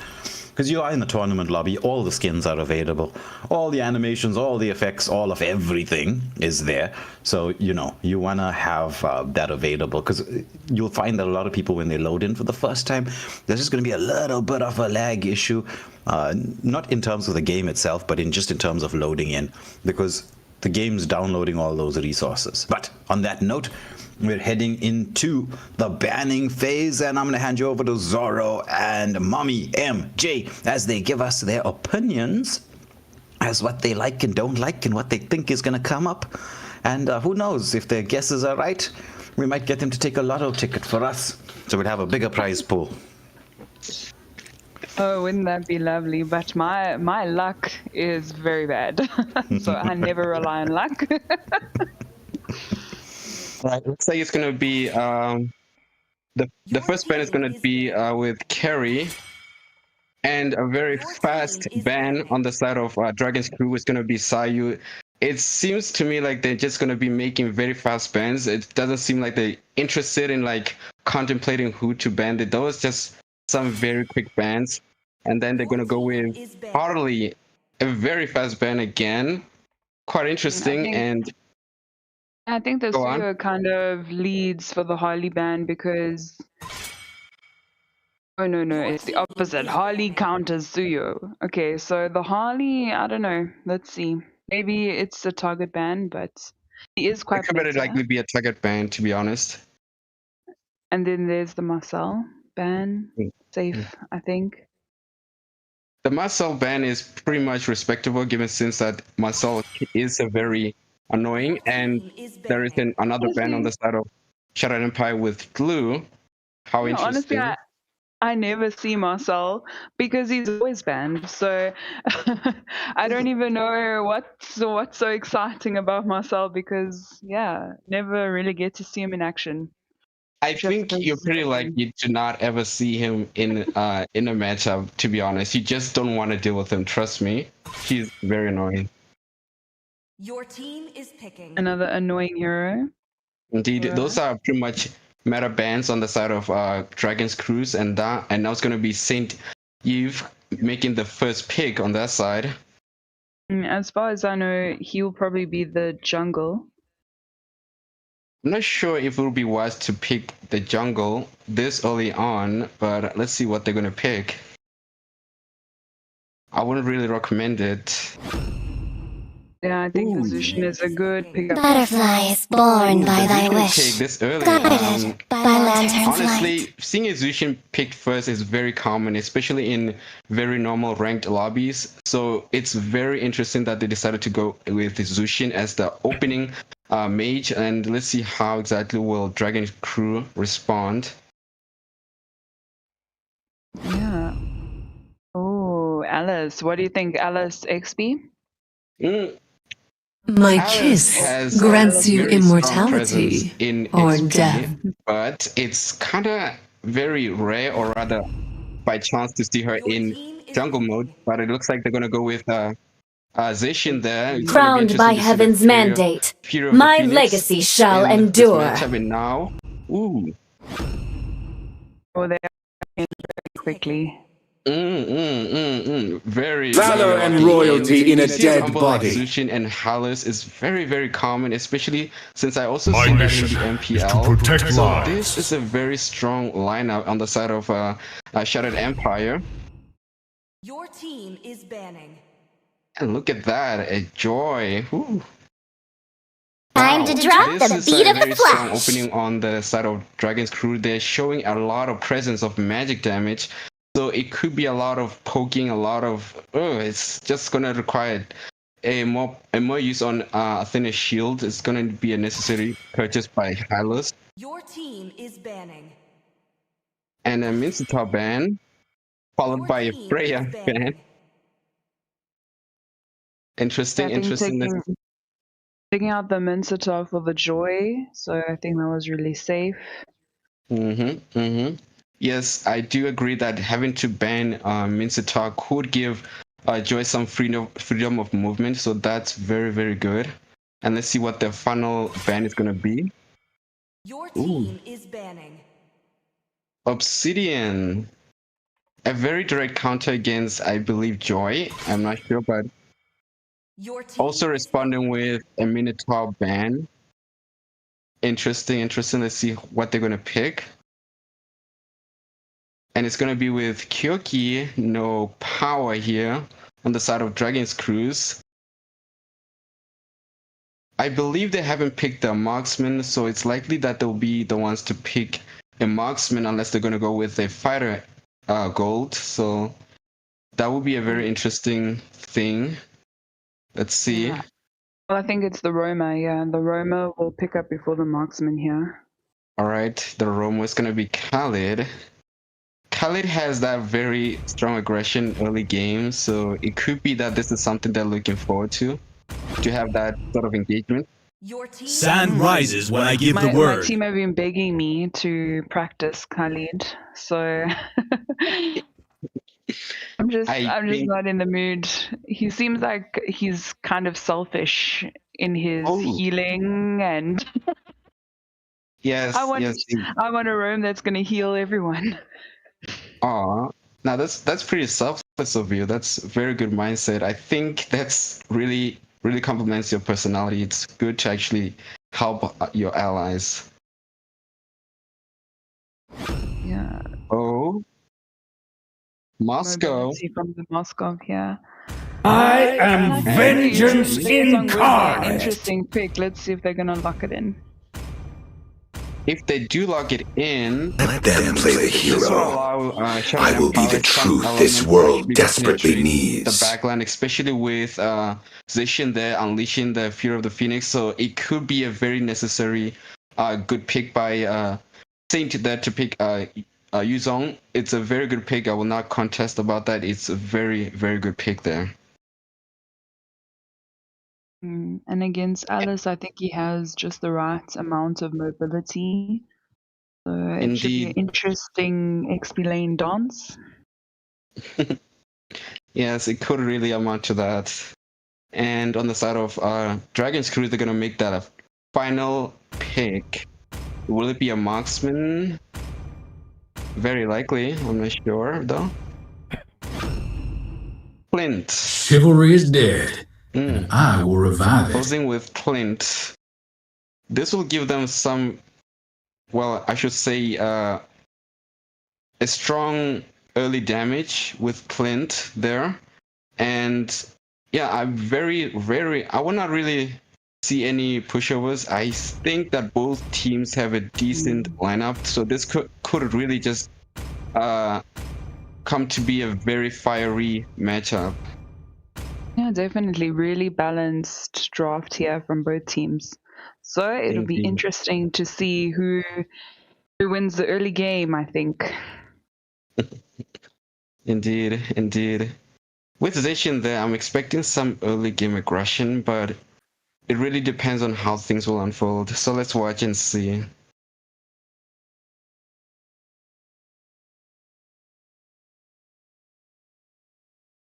we're gonna have Way and Scarp taking over from us. Yeah. Well, More of that fiery duo energy between you guys. Both with fiery energy. So let's have them take it over. Well, into the match we go, and this is going to be quite entertaining. The drafts are quite good. There's like a lot of early late game pressure. We're getting to see that old but gold combination, Zetian and the Hylos, as we're looking at the power of the Zetian with the drag back onto the Khalid, who's forced to retreat to some amount of safety in his own jungle. Can heal up. We'll be hoping for second skill soon, though. Yeah, wait, this is going to be wordplay. It's Zushin and Zetian. But looking at Khalid, right, trying to scout out onto the blue buff early on, allowing Memphis the Joy picking up the Litho so early on. Right, Leomord slightly slower with rotations. But yeah, look, this is going to be a very interesting game. Like, both teams have like a combo. Set combo heroes that I favor more, but this is going to be difficult, bro. This match is utterly going to be determined by skills and team fights. Yeah, it's not much difference between the drafts really to speak of. Agreed, but yeah, Yuzong up against the Alice early on. Who do you favor in this XP lane fight? Do you favor Yuzong or Alice? It's a bit of a neutralish matchup, right? Though Yuzong up until about level 3 is going to have the potential to burst, because he's got that full-on combo with the Petrify. If he can time it right, he can get that done. Yuzong is one of those heroes that is so difficult to deal with in the XP lane early game. Yeah, indeed so, as the first turtle of this match has formed up. We do see Shattered Empire starting onto the turtle. The Glorious... Phantom Steed has been committed from the Leomord. The Glorious Pathway is still in the place. We do see the Black Dragon coming in from Yuzong. Khalid taking a lot of damage here. Will we see that Sand Prayer? Leomord gets the first turtle of the match, and oh my word! The continuation as we do see the Throne of Ruin coming in from Alice, but first blood goes to Hylos as Joy gets taken down by Yuzong. And Alice is not done yet. She's looking for that pick-off. But that is a passive Butterfly Lantern coming in from Zushin. That was a 3-for-1 exchange going in favor of Shattered Empire. The butterfly effect, bro. The butterfly effect. It's part of chaos theory. It just made sense there, to get that final hit. Because Alice looked like she was on her way out. She was like, yes, safety. And then this one butterfly comes in. And it's like, bunk, dead. Yeah, well, that wasn't even 1 HP that Alice had there on her health bar. But in any case, yeah, we do see, Shattered Empire looking healthy early on. Yeah, quite healthy. 3-for-1 overall, and picking up the turtle as well. Now pressure being placed onto the Yuzong, because you do want to stop Yuzong from getting a snowball. And so the rotation coming through from Zetian quite quick. Takes that Yuzong down to half HP, makes the laning phase a little bit more difficult for him. Yeah, indeed so, as we do see the Phantom Steed getting committed from Leomord once more. He's trying to get that engagement onto Zetian, however, oh boy, this is under the tier 1 turret.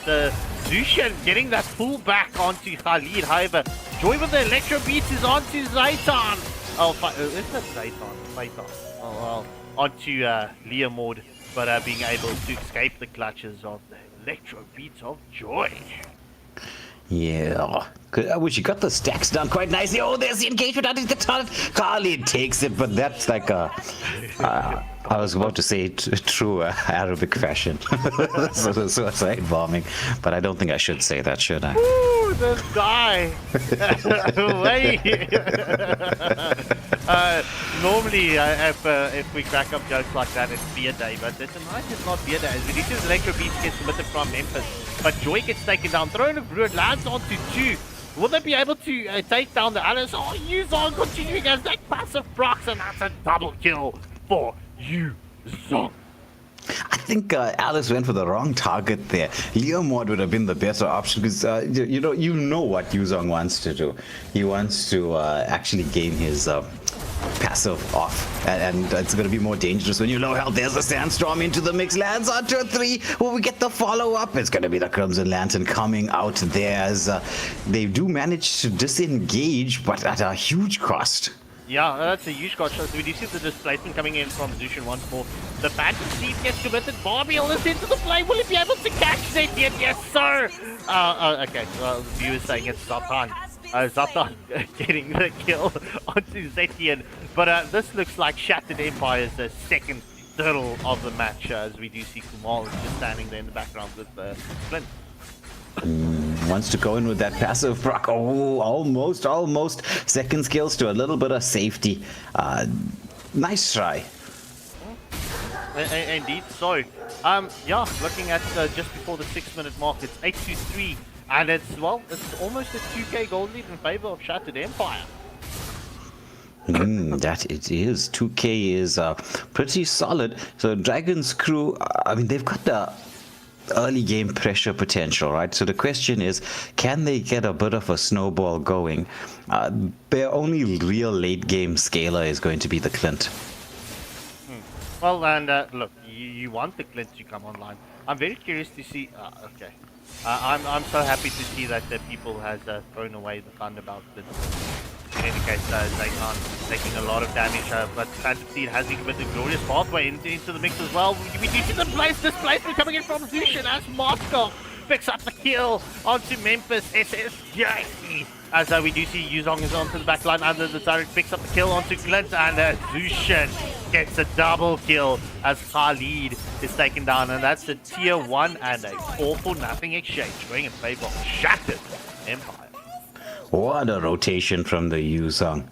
That changed the course of everything. The glorious pathway was the initiator for where there was that potential but a turnaround, because at that moment in time Leomord was slightly overextended, then the glorious pathway into the mix, and suddenly the wraparound from Yuzong, who wants to continue on to this.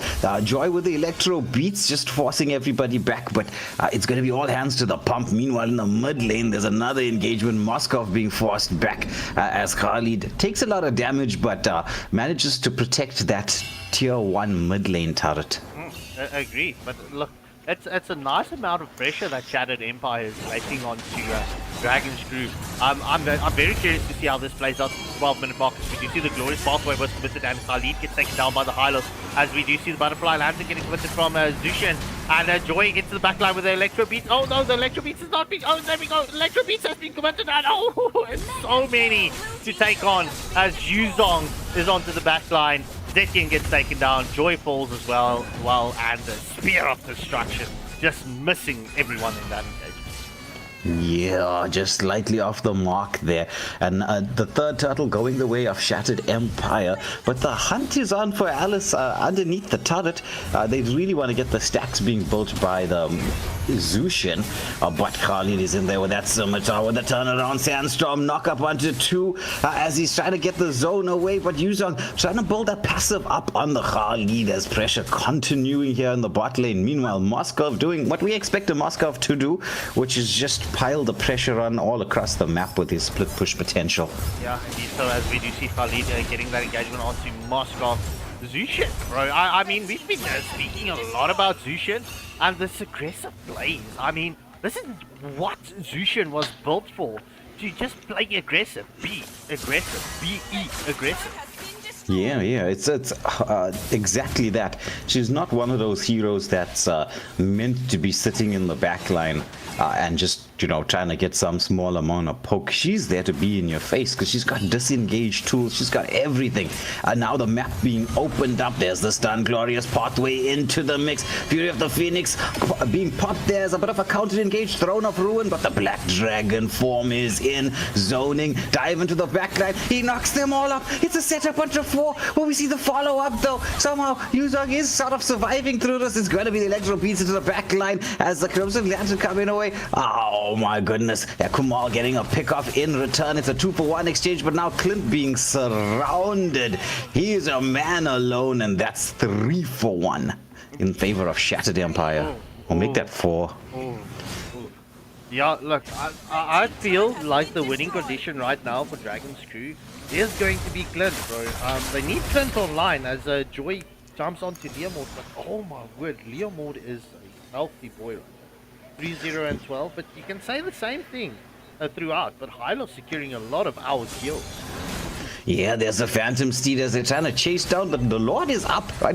Might be a bit of overextension. The rest of the team is coming in here. If they get the pickup kills, Throne of Ruin, as they try to disengage from this, it's not even the Vengeance that can keep Khalid alive. He's gonna be taken out. And now Moskov into the front line. Fury of the Phoenix does come out to try to get some sort of set of the Crimson Phantom in from the Zushan as she's just picking them up like a forklift. So it's like no one shall escape.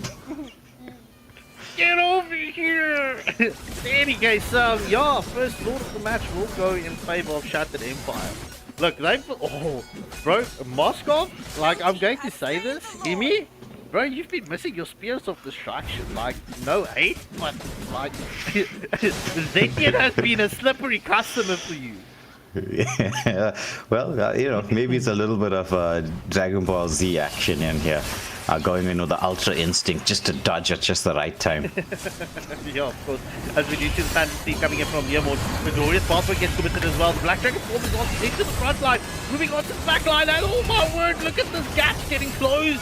Dragon's Crew is putting up a beautiful defense, but Yuzong is onto the back line, and Zetchi secures the kill onto Hylos, and Clint gets the pick off onto Yuzong, and this is a very difficult situation for the Zushin and them to be in, as we do see the Phantom Steed getting covered once more. Is this the moment? Oh, Spear of Destruction lands onto Clint, but it's not being used. Yeah, that's not what you want to go into. You don't want to go into a 1v5 situation. That engaged just before the Lord, the timing of it from Shattered Empire could have been a bit better. Oh, bro, this is like, look, the Dragon's Crew, like, this could be the moment. Like I said, the 12-minute mark is going to change the situation on this map, of this match, right? The question is, can Dragon's Crew capitalize on this, obviously having more items, and we're starting to win in team fights as we do see, Sandstorm into the front line. Joy's pathway gets committed. The Black Dragon, Yuzong is onto the back line. Moskov gets a kill onto Khalid, and Leomord secures the kill onto Zetian. That's a triple kill for Leomord. Oh my goodness. Exchange. And it's only Joy left alive. Well, once again, the Spear of Destruction does not catch Joy as she Ultra Instincts back to the base. But this is enough to go in for it. Phantom Steed being committed just to say well. And this should be game, set, match going the way of Shattered Empire. Oh, bro, what a match. Like, holy smokes, Shattered Empire. Like, bro, this was a complete domination. Yeah, this was strong. This was a very strong and dominant against Dragon's Crew. Like, Dragon's Crew, they needed to play defensively in that moment. But MVP going to, like you guys said in the live chat, and I'm going to blame you for this if this person DMs me, going to Satan. Fight done, the Leomord, okay? GG's. Well played. In any case, ladies and gentlemen, let me quickly get that pause screen up and running for you as we get the next round of matches up and ready for you. Please hit that like, share, and subscribe button.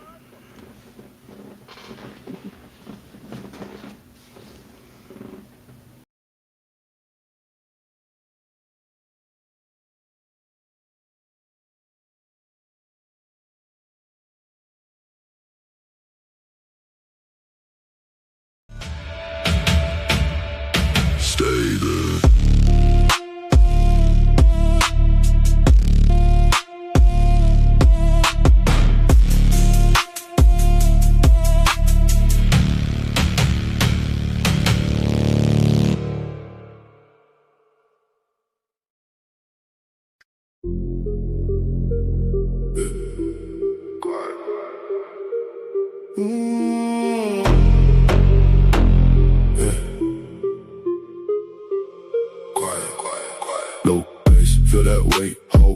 Shift that state, no talk, just that pace, move slow, dominate, low bass, feel that press, heartbeat, no rest, step in, no test, I don't miss, say less.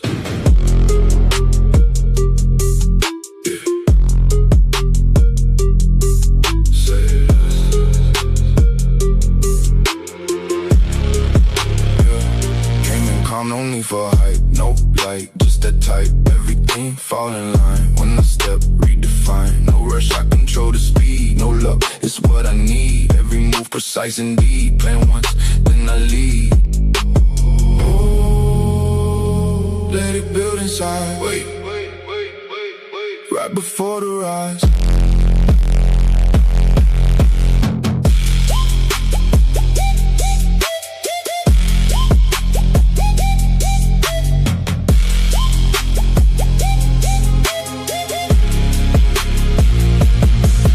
Low bass, feel that way. Whole room, shift that state. No talk, just that pace. Move slow, dominate. Low bass, feel that press. Heartbeat, no rest. Step in, no test. I don't miss, say less. All black when I move through. No sound, but the bass do everything that I came to. Turn real when I say so. No breaks when I lock in. No fear when I walk in. Too deep, now no swim. Let the pressure pull you in. Down, feel it in your chest now. Slow, everything compressed now.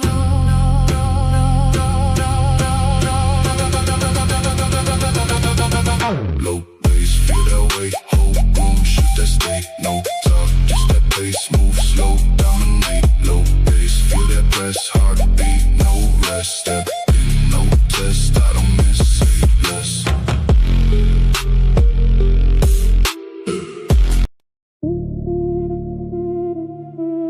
Yeah. Midnight.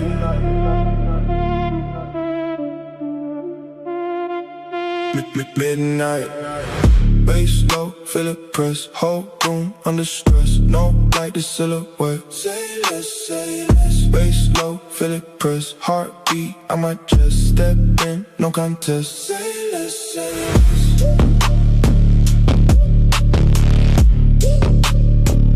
Say less, say less.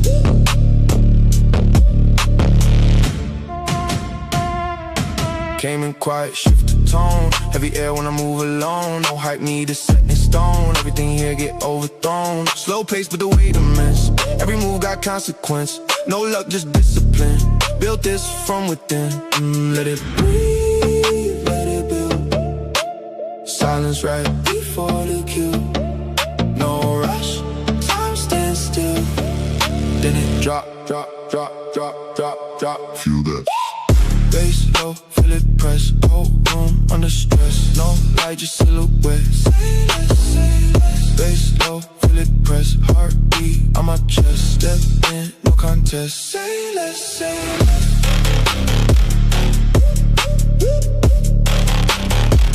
Say less, say less.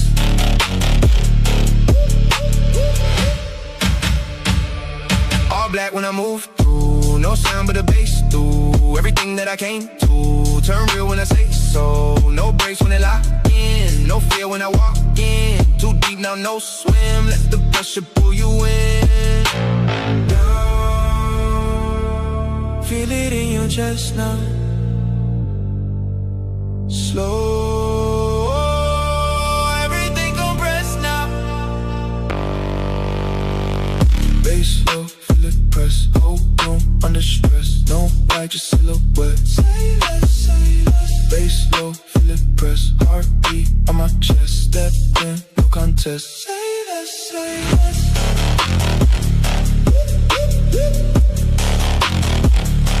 Stay there.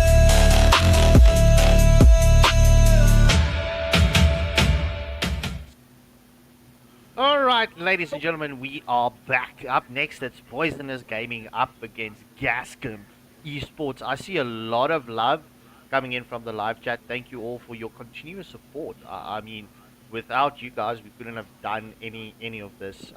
So appreciate the love, appreciate the support. Like we maintain to say, we do this all for you. But in any case, without further ado, let's see what Gascom and Poisonous Gaming has got up their socks or sleeves for us. I just really want to confirm something first before we jump into the match.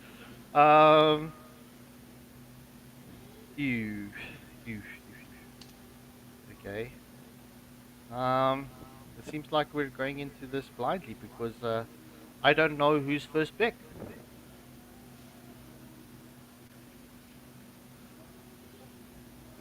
Well, we'll just maybe send a message on the staff group, and we'll find out who's going to be the first picks and what the setup is. We expect the referees to respond shortly, but this is quite interesting. I saw some comments in the live chat with a hashtag Poisonous Gaming in there, so they got a lot of support for themselves. But Gascom is a very strong team. Yeah, and indeed so. I mean, we had them in the showcase matches on, when was it, Wednesday night, going 1-1 against the team that they faced off. So, yeah, look, I know okay, it's Poisonous Gaming with the first pick, okay, and then let's jump into the drafting phase. Let's go! Right, so here we go. It is time for the draft. And the chess match, let it begin. All right. Interesting. It's going to be Poisonous Gaming with the first ban on their side. I am very much... Okay, it looks like it's going to start with Rock. Very immediate ban. Quite quick, I must say. And in response, they decided to go with Marcel ban. I can respect that ban very, very much. In the previous lineup, we also saw that. And looking now, they also decided to ban Minotaur. It looks like the first series of ban is just going to be tank bans, essentially roaming heroes. Other ones just going to be banned. Your team is banning. And Gascom decided to ban Zushin. Zushin is a very respectable ban, but I will not relate that with Exia ban. Quite a very immediate ban. There wasn't not much contemplation on that. It was quite quick, so it could very well just translate as a targeted ban on the side of Poisonous Gaming. And looking now, it's gonna be Jog being the one to make the third ban on that side of Gascom Esports. So let's see what they're gonna ban here. Stop sleeping on the overlay. Your team is picking. Okay, that's ladies, gentlemen. What's cooking? What's cooking? Good looking.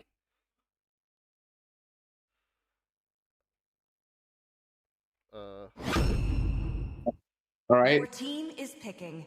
Looks like it's Crowned going to be a by heaven's mandate, position my on the legacy side of shall Poisonous endure. Gaming, Dr. Thomas. And in response, Gascom decided to go with Glue. They saw a Glue opening. Nobody actually banned Glue, so they decided to just go for Glue quite quickly.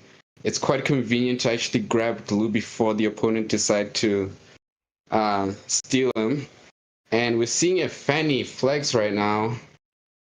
Interesting.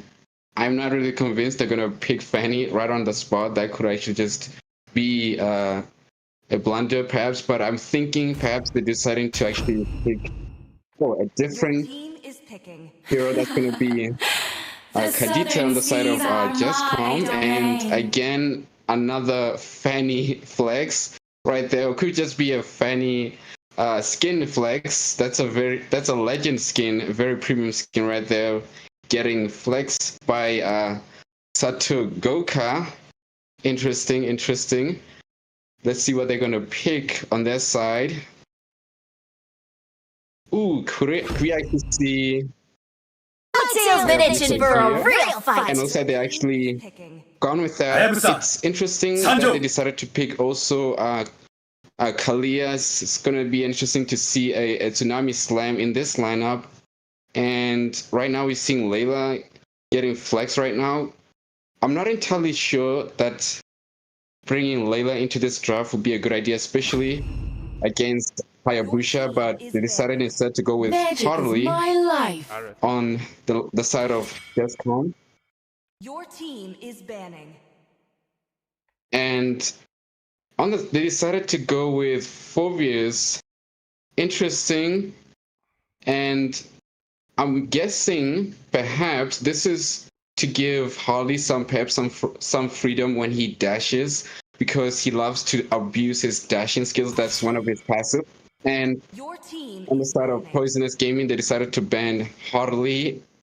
And it's very interesting given since that they haven't actually decided to pick a jungler on the side of Gascom series, Gascom Esports. So looking now, it does appear they're going to make their final ban on the side of Poisonous Gaming.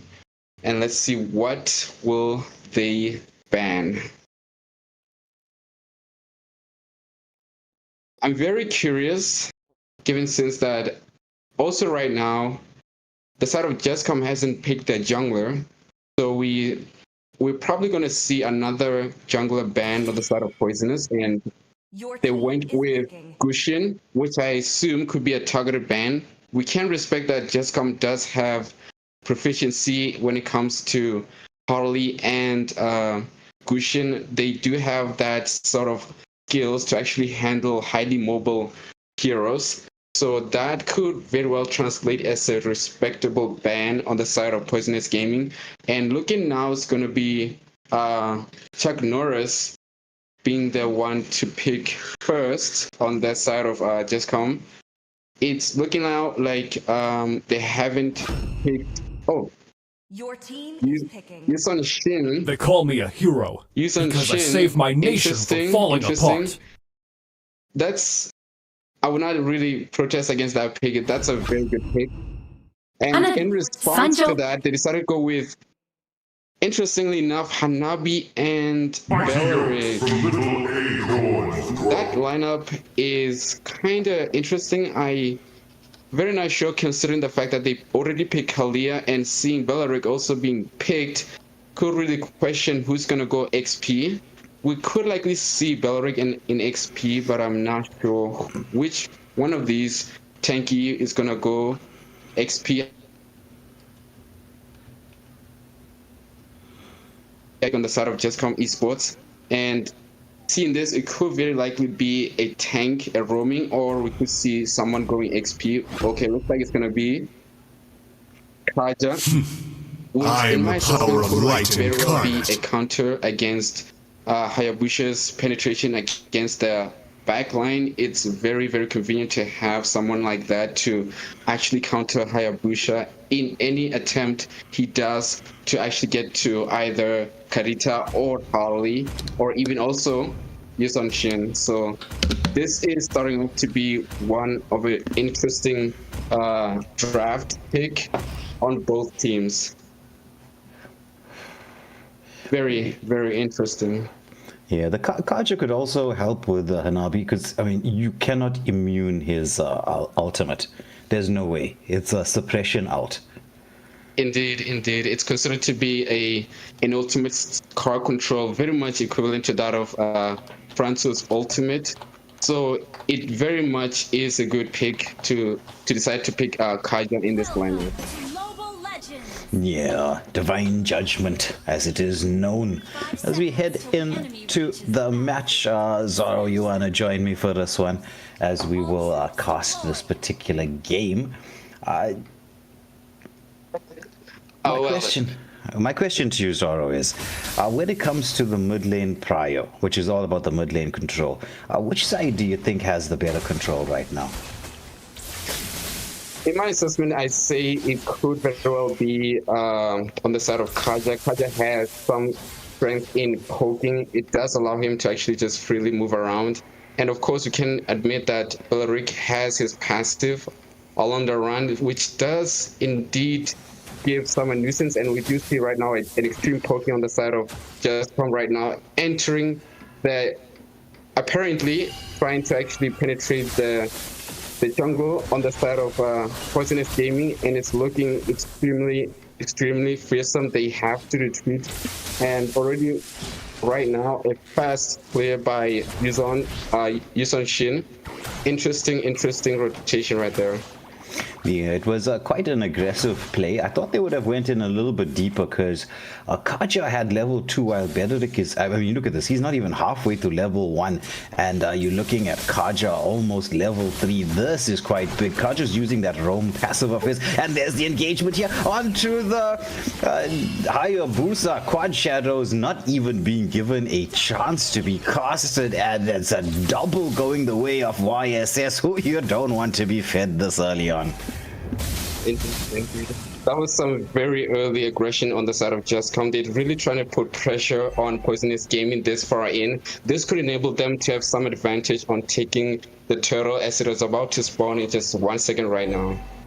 Yeah. And what we're seeing right now is, there's the engagement here by the Kalia, who's going to get dragged back. It's Glue with the grab and the pull into that little explosive glue puddle that he places in there. And I think this is going to be an uncontested turtle. Yes, it's going to be an uncontested turtle. So right now there is a contest on the pearl buff, and with this one taking the first turtle on the match. Wow. Yeah, so 3-0 exchange plus this continuous pressure. It's building up to over a 3k or almost 3k gold lead. The counter jungling is on.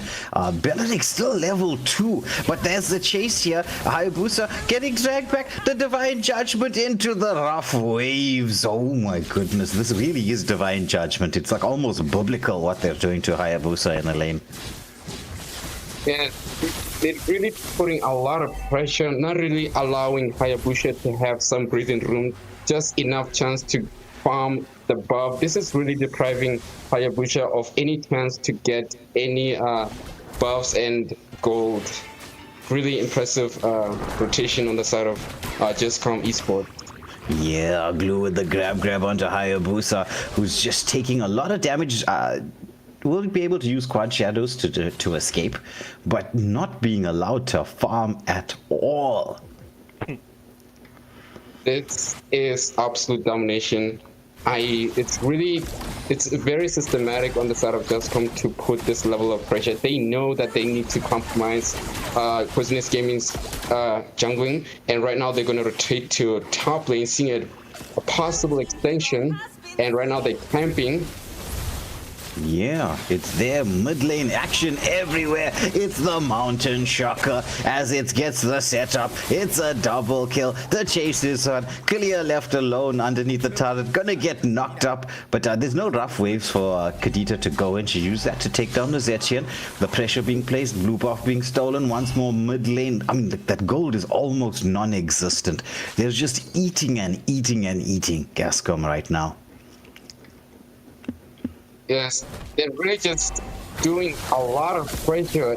Hayabusa doesn't have any choice. He's just getting pushed around. He's not even giving enough room to just farm his red buff. Out of desperation, he's just gonna try to actually get the red, but nobody's actually allowing him. Just putting heavy pressure on there. Yeah, once more, Fury of the Phoenix. However, Wrath of Dryad's being committed there as a bit of a counter engage. Now the Fury of the Phoenix comes out as the chase back is on, and this again, well, Turtle being taken out, and Kadita with the rough waves. She's just not caring about anything or anybody. She's like, I don't care if you're tanky, squishy, whatever it is, I'm here. Indeed. Ooh. And now Yusenshin taking advantage of the distractions to take the mid turret.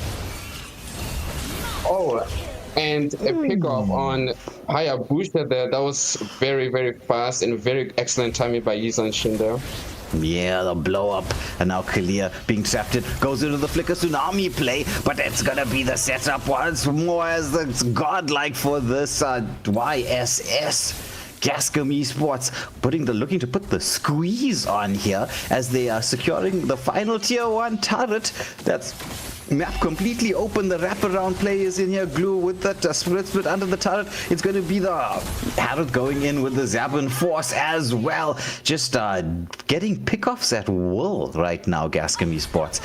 Poisonous Gaming, I mean, they're going to have to try to not just slow the map down, but decrease the size of the map. Maybe play within the base, hopefully get the gold from waves that's coming through, but because it's too dangerous to go into their own jungle. Definitely dangerous. This is an unfamiliar territory for Kalia right now. Getting jumped in and few of the things taking place, but not so much as Gascom is still very resilient. No one is dying, and this is turning out to be a very, very desperate situation on the side of Poisonous Gaming, and Beleric right now in trouble, activating his ultimate but to save himself, but still Harita with the kill right there. It's looking extremely ugly. Oh my goodness, look at the damage output. They do manage to get at least a kill using the Tsunami Slam, but that's Holy Shield in the top lane taken out. It should be Holy Shield in the mid lane being taken as well. And they're going to try for the bot lane just to make it a trifecta. And I'm assuming they're going to wait for the 8-minute Lord. It would be very tactical to actually wait for the 8-minute Lord if they actually that desperate to end, but it doesn't seem like it's going to happen, as Yusanshin already attacking the turtle, and they're still putting pressure on the bottom turret right now. It's very, very extreme. Yeah. And a flicker in the Tsunami combo right there. Wow. Wrath of Dryads pulling everybody back in. This is the defense that Poisonous Gaming were looking for. They need to get a couple of shutdown kills. I think there, in terms of communication, Gascom should have went for the 8-minute Lord. I mean, you did take out the Holy Shields, all three of them. That is an automatic, like a sort of condition for 8-minute Lord. Indeed, indeed. I could measure also that perhaps they just trying to extend this meta very early on, especially given since that maybe perhaps they don't really expect much resistance on the side of Poisonous Gaming to demand an early Lord. So this could likely be some sort of a flex, or rather a desire to just completely decimate Poisonous Gaming much longer. That's true. That is very true. Mountain Shocker into the mix, but the Shadow kill coming out. Ooh, almost taking down that YSS. He was a bit low. That is one of the heroes that's got quite a big bounty on his head right now. There is no Lord, and Gascom, they're actually allowing the side of Poisonous Gaming to farm by putting pressure on the lanes. Could they pay the price for that Tsunami Slam onto the Glue, who tries to flicker back to safety? He's going to be chased out of the base. Went for the split, somehow managed to survive this, but the defense holding strong for the side of Poisonous Gaming. Indeed. Poisonous Gaming really need to play extra careful. They need to just remain within the boundaries of their turret and try their best to actually not lose their base turret as much as possible, because that could actually make it extremely hard for them to defend for the next possible Lord. And right now they're closing in on their bottom turret. Oh, lovely Tsunami Slam. Coming out here, as there's the Mountain Shocker as a counter engage. It's going to be a 1-for-1, only a 1-for-nothing exchange, as somehow Kadita manages to get out, but it's Harith into the base with the Zabin Force. The Fury of the Phoenix being used here. The Lord is up, but Gascom don't seem to be interested in the Lord. Kadita, Rough Waves combination once more. They do have the ability to take down another tier 3 turret. It's 4-for-nothing, or 4-for-1 rather, exchange overall. But I think they're going to have to disengage Gascom. Maybe go for the Lord, just to be certain. Definitely. The death of Yusanshin actually gave a lot of gold. Right now, we just saw that Hanabi buying Demon Hunter, so this should enable us to have some level of damage against possibly Blue or Kaita. This is turning out to be a very desperate situation. They need to farm and not allow themselves to be compromised. As right now, it does appear that Gascom Esports will attempt to get the Lord and possibly finish this, as right now, Poisonous Gaming only has one last base turret. This is looking like it's going to be an in-game moment. it's very, very, very looking very desperate for them. Yeah, it is. They have the tools for the defensive capabilities. As you spoke about Hanabi, one of her strong points, I know I'm not a big fan of Hanabi in any lineup, right? But one of her strong points is that insanely fast wave clear. So Gascom have the discipline, though, to try to get the wave equilibrium synced up. Lord, not quite spawned just yet. I think right now Gascom are just trying to bait out skills. Definitely. We just saw right now that the Lord has spawned. I wonder if whether they're going to attempt to synchronize the minions. This could make a very, very desperate situation on the side of Poisonous Gaming. They will have to group up. They will have to make some sort of strategy, as now the Lord just entered the premise. Yeah, first phase of Mountain Shocker has been committed. All the tier 3 turrets are down. Lord in the mid lane trying to be stopped. There's the Wrath of Dryads coming through. Fury of the Phoenix is a bit of a counter engage. Big old brawl happening. It's going to be the Zabin force from this Harith as he's dancing around. Opportunity to lock onto the base, but it's a full team wipe. And Gascom Esports, game, set, match.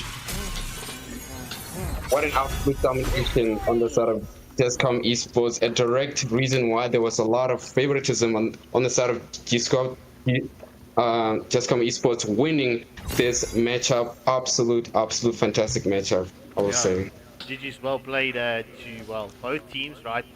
Look, I'm just going to put this out there, right? If your team loses tonight, it's not over for them, because remember, the seeding stage is played in a Swiss format. Worst case scenario, your team will play 6 matches, but you are contesting for the top 8 spot in the group.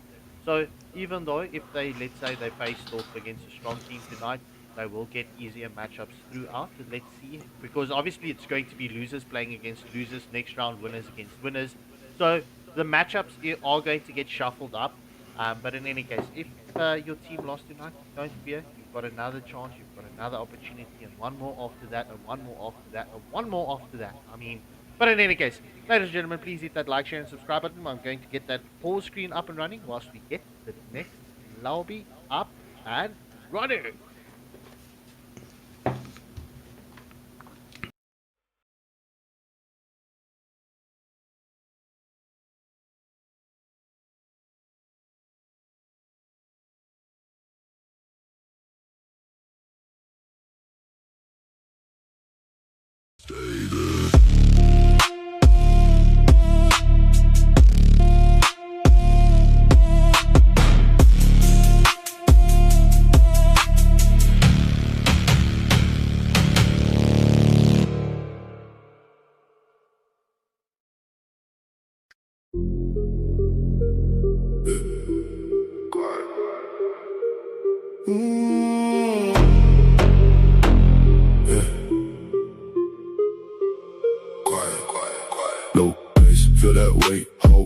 Shift that state, no talk, just that pace, move slow, dominate, low bass, feel that press, heartbeat, no rest, step in, no test, I don't miss, say less.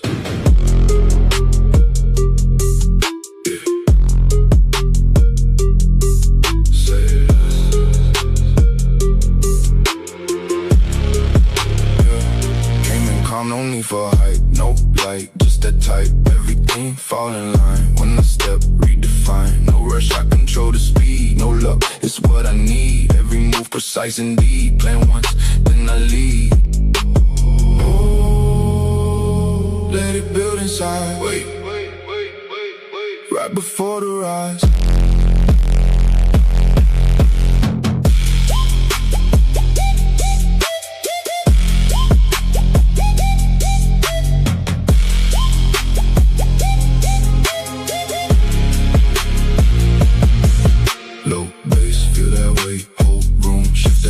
No talk, just that pace, move slow, dominate, low bass, feel that press, heartbeat, no rest, step in, no test, I don't miss, say less. All black when I move through, no sound, but the bass do everything that I came to. Turn real when I say so, no breaks when I lock in, no fear when I walk in. Too deep now, no swim, let the pressure pull you in. Down, feel it in your chest now, slow. everything compressed now.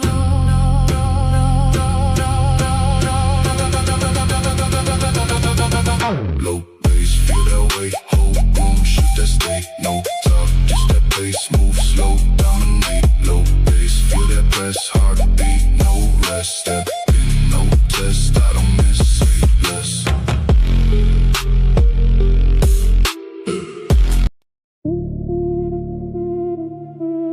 Yeah. Midnight.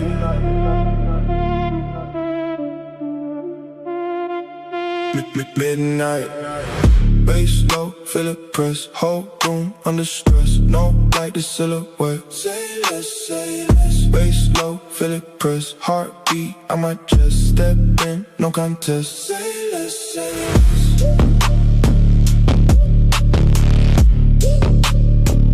Say less, say less.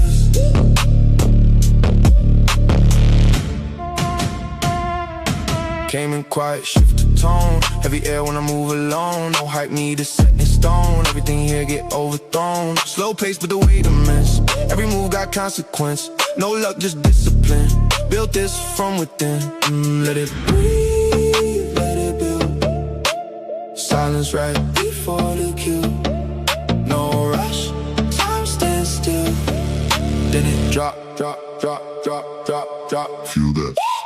Bass low, feel it press, whole room under stress. No light, just silhouette. Say less, say less. Bass low, feel it press, heartbeat on my chest. Step in, no contest. Say less, say less.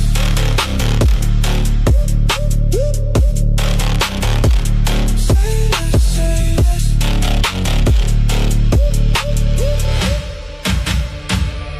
All black when I move through, no sound but the bass through. Everything that I came to, turn real when I say so. No breaks when they lock in, no fear when I walk in. Too deep now, no swim, let the pressure pull you in. Down, feel it in your chest now. Slow, everything compressed now. Bass low, feel it press, whole room under stress. No light, just silhouette. Say less, say less. Bass low, feel it press, heartbeat on my chest. Step in, no contest. Say less, say less.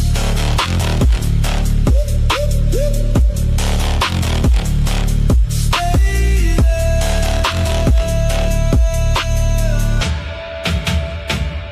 there. Stay there.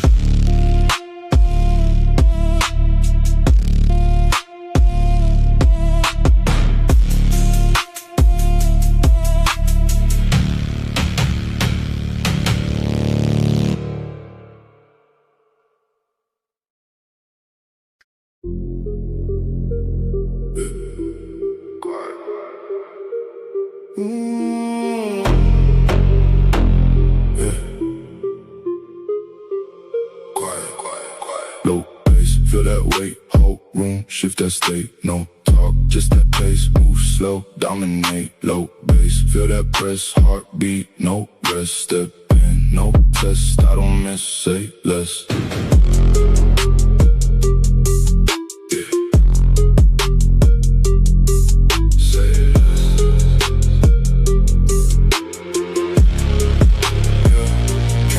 No need for hype, no light, just that type. Everything fall in line when I step, redefine. No rush, I control the speed. No luck, it's what I need. Every move precise and...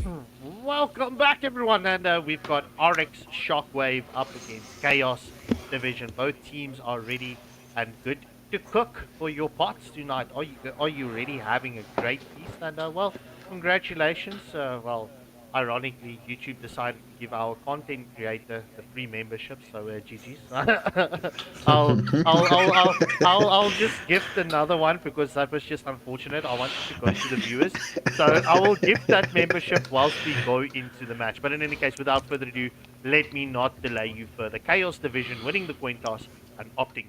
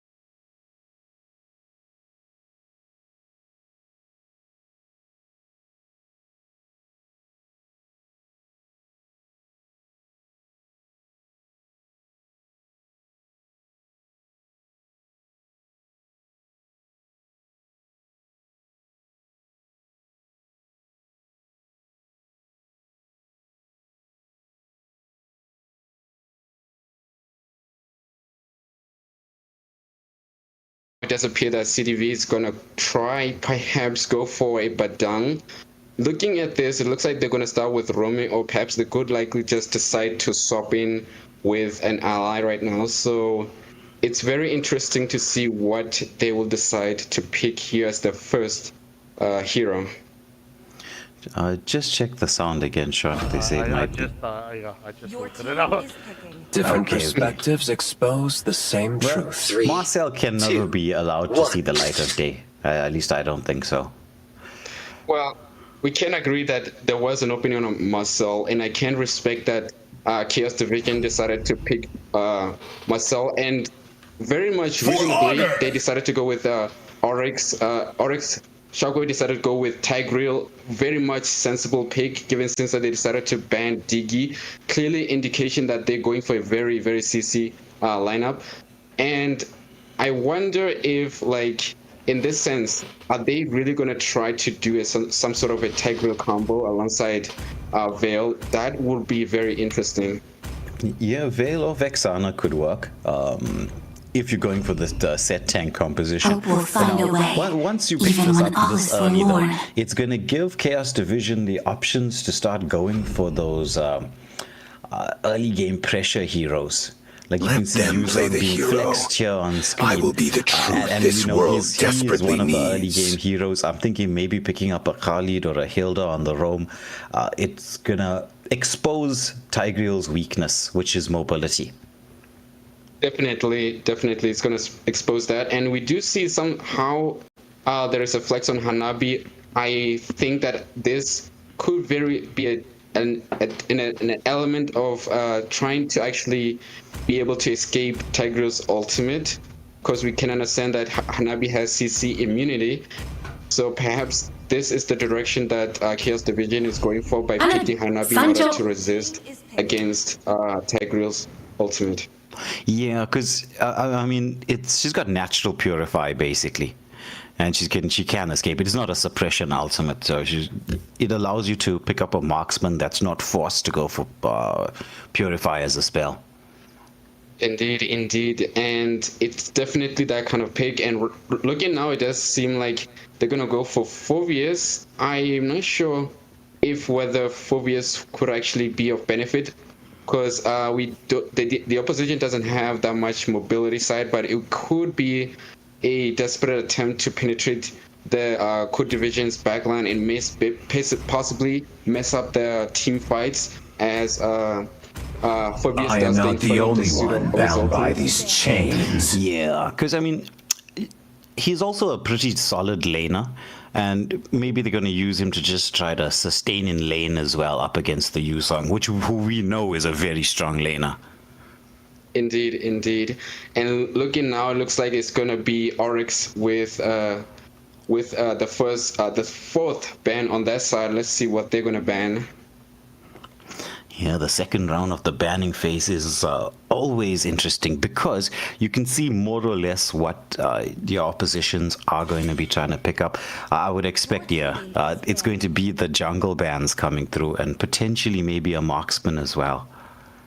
Yes, potentially a marksman, given since that ORYX ShockWave hasn't decided to pick marksman just yet. But it would be quite very logical to consider doing a jungle bans.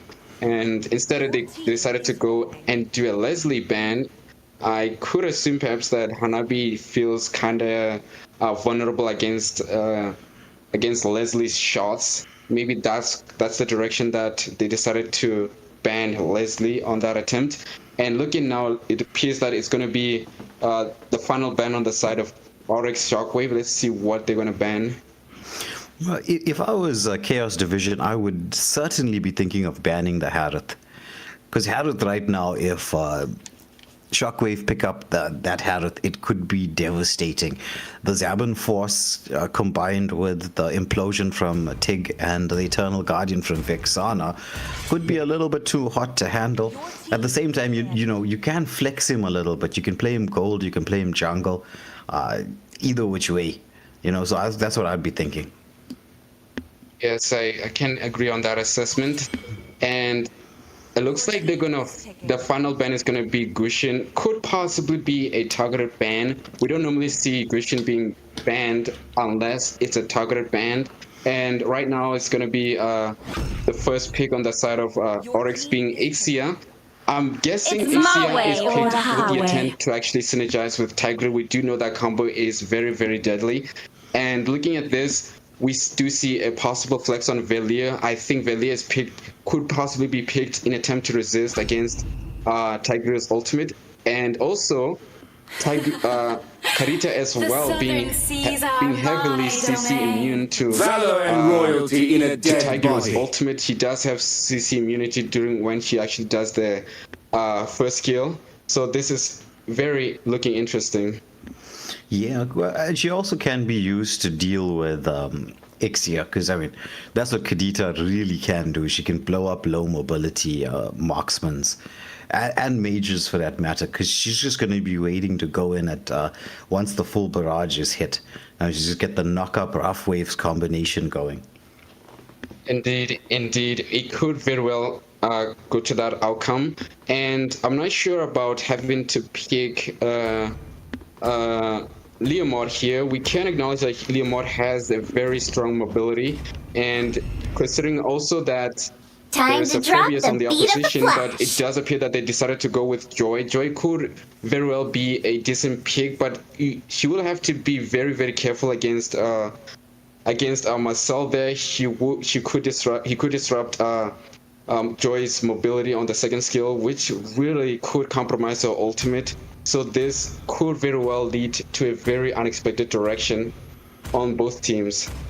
Yeah, true.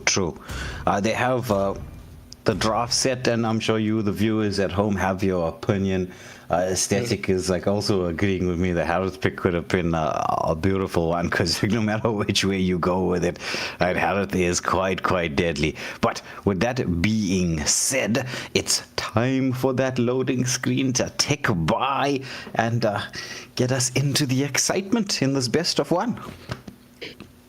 Indeed, it's going to be Chaos Division versus ORYX ShockWave in this upcoming matchup. It's very looking heated, given also that there is a very strong lineup on the side of ORYX ShockWave. I do somehow take favor on that side, but also contrary, we have to take consideration to Marcel pick. He could actually potentially disrupt a lot of skills with his passive, and right now he's making an early check-in onto Joy, getting some intel to his team telling that they started with the red buff. So this is turning out to be a very interesting matchup early. Yeah, wants to get the passive off onto Joy, just delay the farm a little bit, because there isn't much protection here, as he does try to go in for the steal and then uses that little arrow to dash back to safety. Litho is up and running. Once more, they're zoning the Joy away so that Leomord can secure this. Will we see Chaos Division going for the aggressive plays? Yes, they do. They're zoning the Joy away. Tigreal was all the way in the bot lane. Does Joy manage to take her small cap? No, it's the steal in their level 3 for Leomord early, and that's going to be no power spike timing or delayed power spike timing for the Joy. Indeed. ORYX ShockWave is severely compromised, with right now Marcel actually just jumping in and poking around, and especially given also that on the side of ShockWave, they don't have a marksman. Apparently they are AFK, which actually forced Tigreal to defend. Yeah. I mean, where's the referees for this lobby? Let me go sort out the referees. They're supposed to be sorting out the pauses while we're doing the casting. We're going to find out what is happening. That's not what you'd want to see. So, of course. We will find out who is the referee for all of this. But with that being said, that delay now is going to cause a little bit of an issue here. If they can get Ixia back into the mix, that would be good. But we always have these lag problems in the server. That's the problem here. We do need to get a more dedicated one. it would definitely be more beneficial if we can get a much more dedicated one. I will say that in the past years we didn't have a server in this in Southern Africa region until just around the 2021. I'm not sure which year, but that's when we started to have a server back. Just years back, we only just played in the Spain server, just around the Southern Europe. That was the server you played, and we were just playing around 100 ms or 180 ms. That was just the old days. Hopefully things improve over time. Yeah, I agree with you. Hopefully things do improve over time. I remember those days. First it was the Asian server, Southeast Asia. Then we got to play a little bit on the European server, and then, finally we have a bit of a pseudo server here in Central Africa, which has been around for a while, and it's made a huge difference. Because Mobile Legends is making inroads into the esports scene big time. They're definitely trying to grab that level of expansion, especially if there is a chance to actually have some sort of presence in the Africa server, which is, I do believe, is why we actually hosting these sort of AFL tournaments, in order to make that level of impression and notification that we do exist. There is a huge presence in this region, so in the intent to actually impress the developers, Moontoon, to actually give us a possible pro scene in the future. Yes, true. I mean, right now, all the links from the website to the YouTube streams and stuff, all are being submitted to Moonton. So they have the link for this. So you'll see. Actually, you guys won't see. I'll see. Occasionally, one of their representatives will pop onto the live stream just to see how things are going, which is quite an exciting thing to think about. Oh, really? Yeah. Oh, yes, that's actually very beneficial. To be honest, it's quite demeaning to be heard by one of their representatives just by talking and just commentary right now. It's actually an interesting experience, and I do hope things actually go well and they are actually impressed by the stream and this tournament. Yeah, well, we're on day one. It's going to be a long haul till we get all the way to the end. It is, as we said at the very start of the stream, this is Southern Africa's biggest tournament. We've never had anything bigger than this. Indeed. One of the biggest, and I do hope things actually go smoothly. It's critical that this tournament has to go as smoothly as possible, as it can actually opportune a potential recovery for another tournament in the future, much bigger than this one. Oh yes, most certainly. But finally we're back into the game. Ixia has moved, and Tig just trying to hold that as much gold as Ixia can possibly get back. Though I will say the saving grace for the side of ORYX ShockWave is the fact that they have a team fight centric composition, so it's not gonna matter too much right now, because once they get that team fight going, it's gonna be crazy. Indeed, and it does appear that right now they're gonna actually try to very much compromise Leomar right now, as he tried to take the turtle and he wins the retreat battle. Looks like right now they're actually trying to make some effort. Phantom Seed already opened. Is he actually going to commit pace? Well, it's a nice disengage here, but the jungle invade is on. Leomar just trying to steal as much farm. Finally, Joy hits that level 4 power spike timing, but she must be so annoyed with this Marcel, who constantly is just checking what she's doing in the jungle. Very much indeed. This is why Marcel should be very much not allowed on the battlefield unless you can actually pick him. He is just that extremely annoying. I myself personally take note of that. And Nabi with a positioning between the turrets, suspected gank, so staying safe for the most part. The same with Ixia. Tig would have potentially spotted out the Kadita who goes in there. It's going to be a 1-for-1 exchange. There was a kill on the top lane, but Kadita gets the kill onto Vexana. Now the blue buff invade is on as Tigreal has the implosion play available. Will he use this? Because there's nobody really there to follow up with us. Does try to get something done. The Phantom Steed coming out. They steal the blue buff. But I would say that ShockWave won't be too unhappy. Because no one died with that steal. Definitely not happy. I would say that ShockWave really went for a very bad start, and looks like right now Joy actually making some heavy offense, but it looks like Karita managed to escape all that. That was some very fast movement there. Yeah, it was the electro beats into the rough waves, just used to disengage.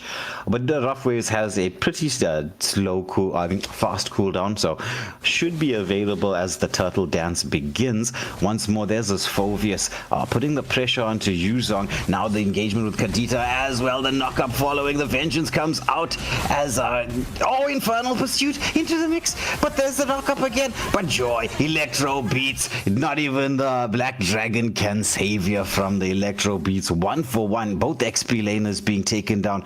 Tig, does he have the implosion play yet? No, it's still on cooldown, so you're gonna see Joy just try to delay this. They have to time this just right, ORYX. They gotta only go in once the implosion is ready. Definitely they need to be ready. Turtle is up, and I'm wondering when they're actually gonna start trying to attack it.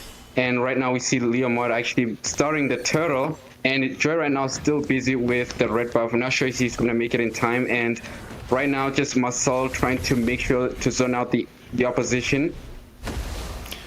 Yeah. Do we have another pause up and running?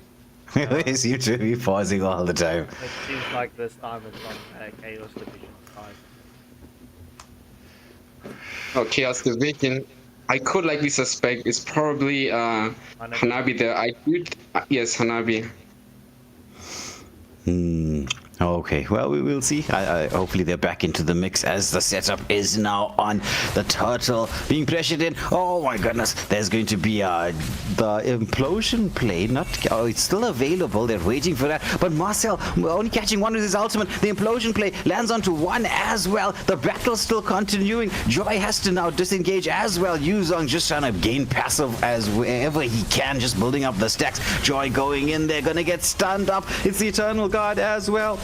Coming through. I don't even see it's going to be Leomord securing the objective. The fight continues here into the mid lane as Chaos Division sense an opportunity to potentially get a pick off, but you gotta be wary of that Infernal Pursuit from the Phoveus. Indeed. Right now it looks like Ixia in trouble, having to force a flicker to get out of Marcel's CC right there, and he does appear to be surrounded right now. Not sure exactly how this will play out, and looking now, he's forced an ultimate, and wow, he gets taken down. Yeah, the full barrage, not enough to save the Ixia. She was just hunted underneath the turret by Chaos Division, who have the opportunity to take the mid lane turret as well. As you see, Marcel and Kadita just clearing the wave. There's just about a quarter HP. Vexana has the wave clear potential, but needs to be careful because you got Leomord very close by. They're trying to get the lock onto the turret. There's the Eternal Guardian coming out from Vexana just to save as much as she possibly can of that mid lane turret. The electric speed is out, and now they're advancing further, but the Phantom Steed has to actually back down, and right now is Phoveus now with the Infernal Pursuit chasing down. The Phantom Steed is out. Will this actually be the end of Phoveus? It's looking pretty ugly right now, and the dragon is already out. Yeah, they managed to get a kill though to ShockWave. They still have the implosion from Tig. Now the hunt is on. They have that option to try and place pressure here into the mid lane, but Kadita doing a good job of just wave clearing. But there's the second waves meeting up. Joy with the dive into the jungle. Kadita petrify rough waves. Explosion in the jungle. Oh, but the Eternal Guardian combination comes out as the mini Lord is just putting pressure in here. They can't get this mid lane turret taken out, and they do. That does open the map, but there's a solo kill on the bot lane, and now be taking out Ixia as the third and final turtle is up for maybe 4 seconds. Indeed. I'm generally impressed with how ShockWave is showing this level of resilience. They didn't have a very sufficient early game given with Ixia being AFK for a bit, but now they're showing some element of resistance. Yeah, this match seems to be a bit on the laggy side for the players. Hopefully we get everything. I mean, Chaos Division did a message earlier on. They said Gascom has struck once more, and they've got load shedding in their area, which is why, if the pauses are on their end, it's very understandable. Yes, very, very understandable. This is extremely unfortunate on that side, I have to say. Very bad timing. Yeah, well, you know, it is what it is, unfortunately. Sometimes we have to deal with these not so grand situations. We want to try and get this as smooth as possible, and we're going to hope in future, not so much for the seeding phases, but for future tournaments, we definitely are looking at getting LAN venues. But right now, we're not at that stage just yet. It's going to take a lot of hard work before we can consistently have LAN venues up and running for these kinds of tournaments. Yeah, so it's definitely going to require some level of grinding and consistency in hosting these tournaments in order to actually in the near future get some external support, some sort of enrichment that can actually enable that level of LAN venues to be possible, because these kind of situations are just can be a bit annoying and very back and forward. It's one of those cases. Yeah, true. But as things stand, right, Chaos Division with the advantage in terms of, you know, the gold lead, etc. But when it comes to danger as the game goes on longer, it's ShockWave will have that danger factor, because even if you're on the losing end of things, right, you have that big combo play that can be used in a defensive situation. Yes, we also have to take note on the fact that they picked Tigreal, and there isn't anyone on the side of Chaos Division with a Purified. They're just relying on their skills for CC immunity, and it could actually change the course of the matchup if Tigreal does land a very clean ultimate, as well as a follow-up by Ixia or Vexana, as this is the comps they decided to choose after banning Diggy. So it very well could lead up to that direction if they play things right. Yeah, because you see that combination that they have is suited for small spaces. And when you're on the defensive, like if you just take a look at the map, but looking at it diagonally, at the start of the game, you're on the widest part of the map, the biggest region. So you have to try to get the sets in the choke points. As we saw at the second turtle when Tigreal was trying to land that ultimate in the middle of the river, you're only going to be catching one, maybe two people. It's difficult. But on the smaller end of the map, like when you're on the defense and it's around those tier 3 turrets, you know, you've got the option to actually seal the deal. Definitely. It could very much lead to that outcome. That very much requires if they actually show an element of resilience, basically dragging the game to late game. And if they do end up losing so much turrets that they are put to a defense mode, ORYX ShockWave will have to capitalize on using Tigreal to get a clean ultimate, as also if in the event that CDV, Chaos Division, will be coming with Lord, they will be grouping up in some likely cases, and Tigreal could actually use the opportunity to capitalize on the grouping that CDV will be doing. It could likely lead to that direction. All right, ladies and gentlemen, unfortunately, due to circumstances, right, as we know, as per the rules, each team member or each team has got a 5-minute pause, and we are done. CDV will have to continue this match, unfortunately. with 4 players if Leomord doesn't load back in. Oh, that's going to be very, very rough and very unfortunate for them. But, you know, the rules are the rules. Hopefully we will get Leomord back up and running. Especially with the Lord being up and having no retribution is not a good place to be in.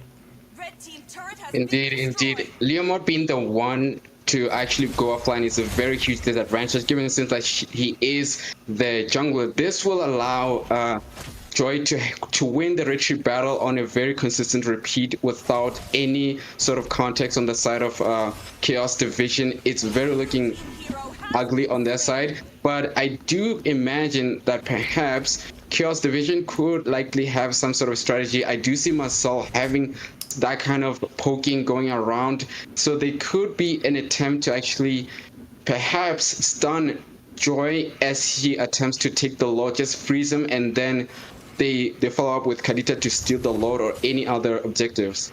Yeah, true. Very, very true. It is very possible that they could do that. Difficult, though. And Aesthetic, to just answer your question, Roger Gold used to be good when we were in the tankier meta, where everything was a bit low mobility and everyone was very, very tanky. Right now, there are a list of gold laners that are a little bit on the better side. It looks like right now Lord is low HP right now. What's going to happen now as Marcel is actually trying to penetrate their backline and freezing mode is taking place? Will anyone take the Lord? Actually, no one is actually making a follow-up. It looks like this is going to be a take on the side of ORYX ShockWave without Leomord or anyone actually capitalizing on the frozen moment ultimate by Marcel. Very unfortunate. Yeah, it is a bit on the unfortunate side, because it was a 1-for-nothing exchange, but there was that option, as you said, to go in there really and get the steal. I mean, that setup from Marcel was beautiful. Very, very beautiful. It's unfortunate that there was no follow-up. It would have been a very beautiful steal, especially considering that they don't have a jungler. It could actually just be an indication of absolute good teamwork and a mutual trust in each other's team fights on the side of Chaos Division. Yeah, true. But the Lord being dealt with quite quickly here, they did manage to get one more pick-off kill onto the mage, and the defense holding strong here for the side of Chaos Division. Yes, the defense, they do pretty much show an element of defensive side, but we do see that even still now, top lane is heavily defended by Yuzon, very much sticking to his lane, not going to try to actually rotate anywhere, and now Fovius gets taken down with Karita right there. That was some very interesting teamwork being done. While Karita is actually in top lane, Marcel forced to actually clear mid lane right now, but he will be joined by Hanabi to actually just buy more items and farm up. Yeah, it's all going to come down to Chaos Division winning some big fights and then hoping that Leomord gets himself back up and running. In terms of map control right now, the map is pretty even. It's definitely even. It does look like, even despite the fact that we do see Leomord offline, Chaos Division still remains in control of this match. Right now, just taking out Vexana, so creative. That was some impressive camping right there by Karita. Very much showing an element of surprises. Even in the absence of Leomord, this is some very high level of improvisation on the side of Chaos Division, just doing their best on a 4v5 situation. Yeah, that's it's the number of times Kadita has picked up Vexana, it feels almost personal right now. It's like they got a personal beef. Maybe they met in rank sometime. Who knows? It could very well be that case. And Fovius right now all alone, but he's gonna get a backup with Tigreal. It's going to be difficult for Chaos Division to just get those objectives. However, Hanabi is free farming wherever she can. The second Lord of the game is up. They do have the golden hour from Marcel available, right? So the potential to steal the Lord is there, even though they don't have... Oh, Leomord is back up and running. Oh, actually, sort of. He's sort of into the game. He's deciding to maybe listen to some Michael Jackson. And he's moonwalking. Yeah, it's moonwalking right now. And all focus are now on the total area. It does appear that, again, there is some focus taking place in the mid lane. And it does appear that they actually making some effort to zone out the opposition from the Lord in case there is an attempt. And Tiger actually chasing down Karita, alongside the fact that Marcel just very much going through the back line, really just poking around. It's a very dangerous thing to see this level of activeness on the side of Marcel, just going around, moving. It really just compromises the back line from actually doing anything. Yeah, he's been very impressive on the Marcel, but misses the golden hour. However, Yuzong takes out the Phobius as the fight is now starting. Looks like Leomord is into the mix. Electro beats as Marcel gets the set up there, and they take down 2. This could be a turnaround moment, especially with Leomord finally into the mix. They could secure this Lord, and they have the numbers advantage right now. What play from Chaos Division?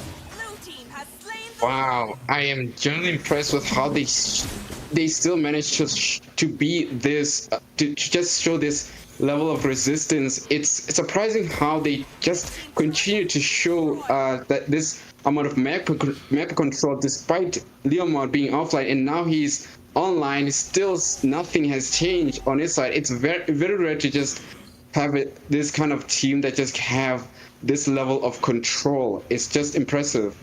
It is indeed. I mean, this is what we were saying about why we run so many tournaments. Chaos Division, we got to see them throughout the course. Oh, nice stun up in there. Rough Waves comes out, but this time round Vexana is like, you do not get me. But Hanabi says, no, I'm gonna get you. And they take down the Vexana. Full barrage gets the return kill onto Hanabi, and that's not what Chaos Division wanted. They have the option to try and take this mid lane turret down. Oh, the golden hour into the backline. They do manage to secure a mid lane tier 3 turret, but I don't think that this is a winning angle. Definitely not a winning angle, but they still managed to actually take down the base turret, which is very good.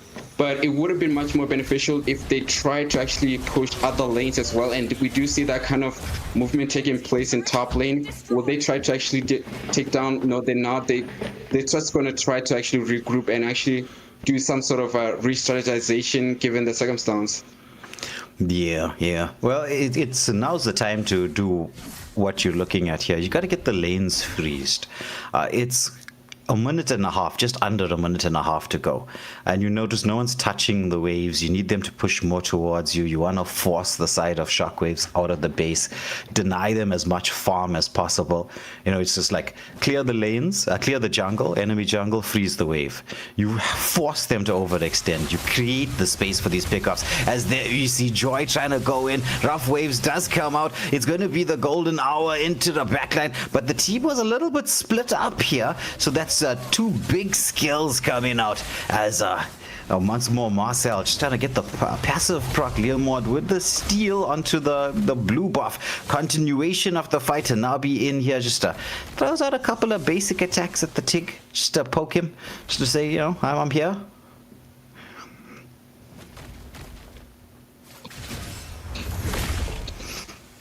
Stunts coming out once more. The force back is in. We're under 30 seconds to go to the next Lord, and I have a feeling whoever takes this Lord has the potential to win the game. But there we're going to see combination play into the mix, as it's going to be Marcel Golden Hour cancelling everything out. It's the full barrage into the backline, but Yuzong is the one diving in there. Does he get the knockup? Yes, he does. Can he take out the X here? He's on a killing spree. He's going to try to disengage. He's the only one there. They're going to try to chase him down, but he's getting that passive to keep himself safe. He's running towards the arrow, but the electro beats comes through, and that's a 1-for-1 exchange, but it's XP laner for gold lane. I think Chaos Division would be the happier of the 2. Yeah, especially with the Honeybee being super fed. I mean, if you look at the gold that she has, she had a lot of gold early on. But nonetheless, wait, just hold on. Also pulling my headset. Oh, Vexana with the Lord Steel. Oh my goodness. They get the Lord Steel at such a clutch timing. But this extended fight might not be in their advantage as they do lose one. But Ixia is back and up and running. Do they have the numbers to capitalize on this Lord? Do ShockWave? Yeah, well, bro, I'm not gonna lie, right? This Marcel, this Hackshaw, bro, he's been playing this Marcel very good. Very, very, very good. Focusing onto the right heroes, also disrupting Tigreal from getting that pushback. But yeah, look, it's just an unfortunate start for both teams, actually. But this is an entertaining match, regardless. Not being able to do much with that Lord, even though it was stolen. Yeah, it is quite entertaining. There's no clear-cut victor just yet. Definitely. Right now we do see that ORYX have actually been pushed on the defensive side. It's looking like they actually have to be more careful with, especially with that Marcel. And in some opportunity, Tigreal should actually make some effort to see an opportunity to do an ultimate, a group ultimate that could actually change the landscape on this matchup. Yeah, it's that Tig out is a big one. But so far, oh, look at that. They get the kill onto the Joy. It's Infernal Pursuit into the full barrage as everyone disengages. Now the chase is on. Yuzong into the backline, gets the knock up. The golden hour is there, just keeping the Yuzong alive. The passive coming out. The chase is on. Your Chaos Division with the numbers advantage, but that Infernal Pursuit just doing as much as he can. Passive once more from this Yuzong. Oh my goodness, it's a double. It's Vex only left alive. They're gonna try and chase it down. The golden hour does come out as they're trying to lock into the base. Ixia just joining in at the Leomor just joining in at the last second just to be in, the victory poster so he can do his victory pose. Yeah, indeed. Absolute domination on the side of ORYX ShockWave. Very impressive. On the side of actually Chaos Division. My bad. Yeah, I mean, look, even though they were playing 4v5 for a situation or for a moment, I mean, well played. Hats off to Chaos Division. They've gotten a long way. Wade, you've spent some time with them, haven't you? Yeah. When they first joined the academy scene, they were good. You could see the potential to be a fantastic team in the future was there. Now we're slowly watching the elements come together as they seem to have added a lot of more macro into their gameplay style. So I'm looking forward to see how they do in the AFL Season 2. Yeah, agreed. So anyways, ladies and gentlemen, we're going to get the pause screen up and running for you whilst we get the next lobby up and running. So please hit that like, share, and subscribe. And oh boy, this night is entertaining as fluff balls do night.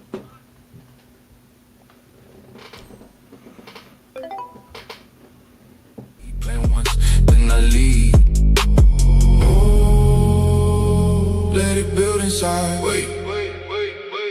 Right before the rise.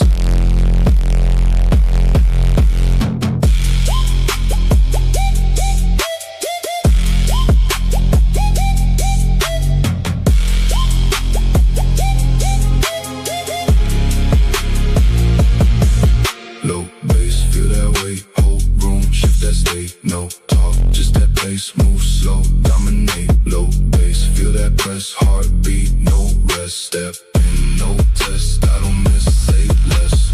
All black when I move through.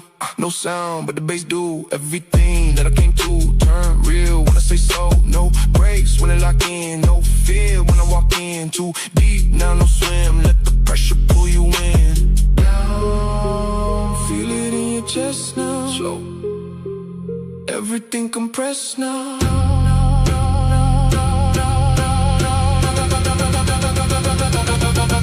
Low bass, feel that way. Whole room, shift that state. No talk, just that pace. Move slow, dominate. Low bass, feel that press. Heartbeat, no rest. Step in, no test. I don't miss, say less.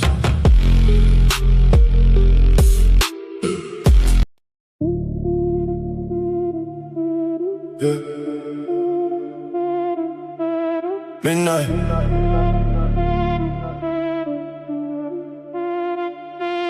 midnight. Bass low, feel it press, whole room under stress. No light, the silhouette. Say less. Bass low, feel it press, heartbeat on my chest. Step in, no contest. Say less.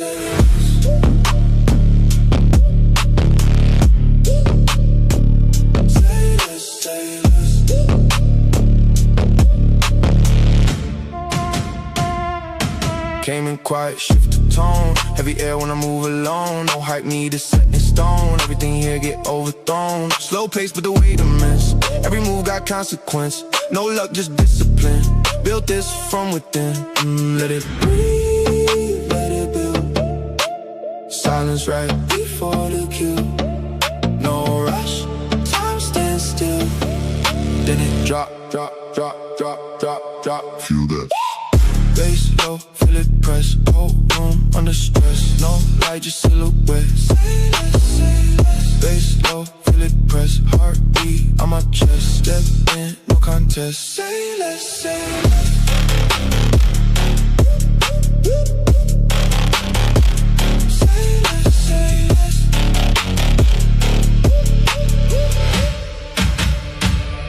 All black when I move through, no sound but the bass through. Everything that I came to, turn real when I say so. No breaks when they lock in, no fear when I walk in. Too deep now, no swim, let the pressure pull you in.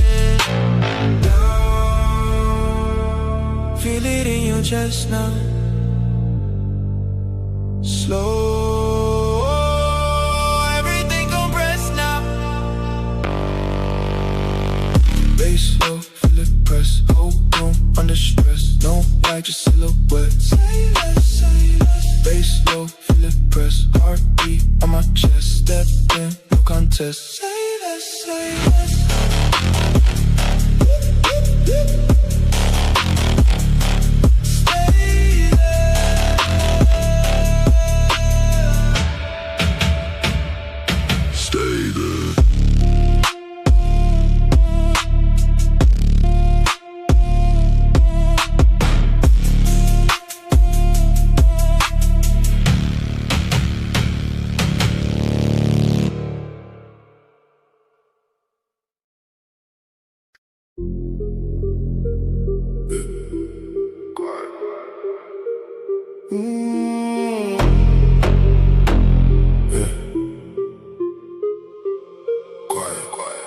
Low bass, feel that weight, whole room, shift that state. No talk, just that pace, move slow, dominate. Low bass, feel that press, heartbeat, no rest. Step in, no test, I don't miss, say less.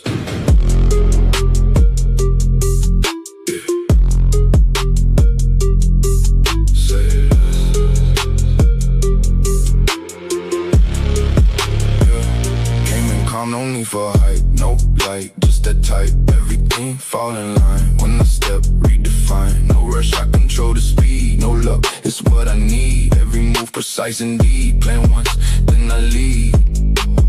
Oh, let it build inside. Wait.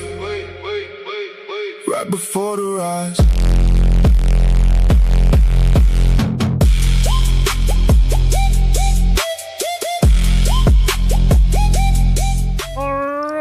Ladies and gentlemen, we are back. We've got Salvatore Syndicate up against Empire aSylum to end off the evening for us. This evening has been, well, it's been hot and on fire. But in any case, both teams are ready and we are going to jump into the drafting scene. Please buckle up because this is going to be a bumpy ride. As soon as Killer Sang is ready. So, there we go. There we go.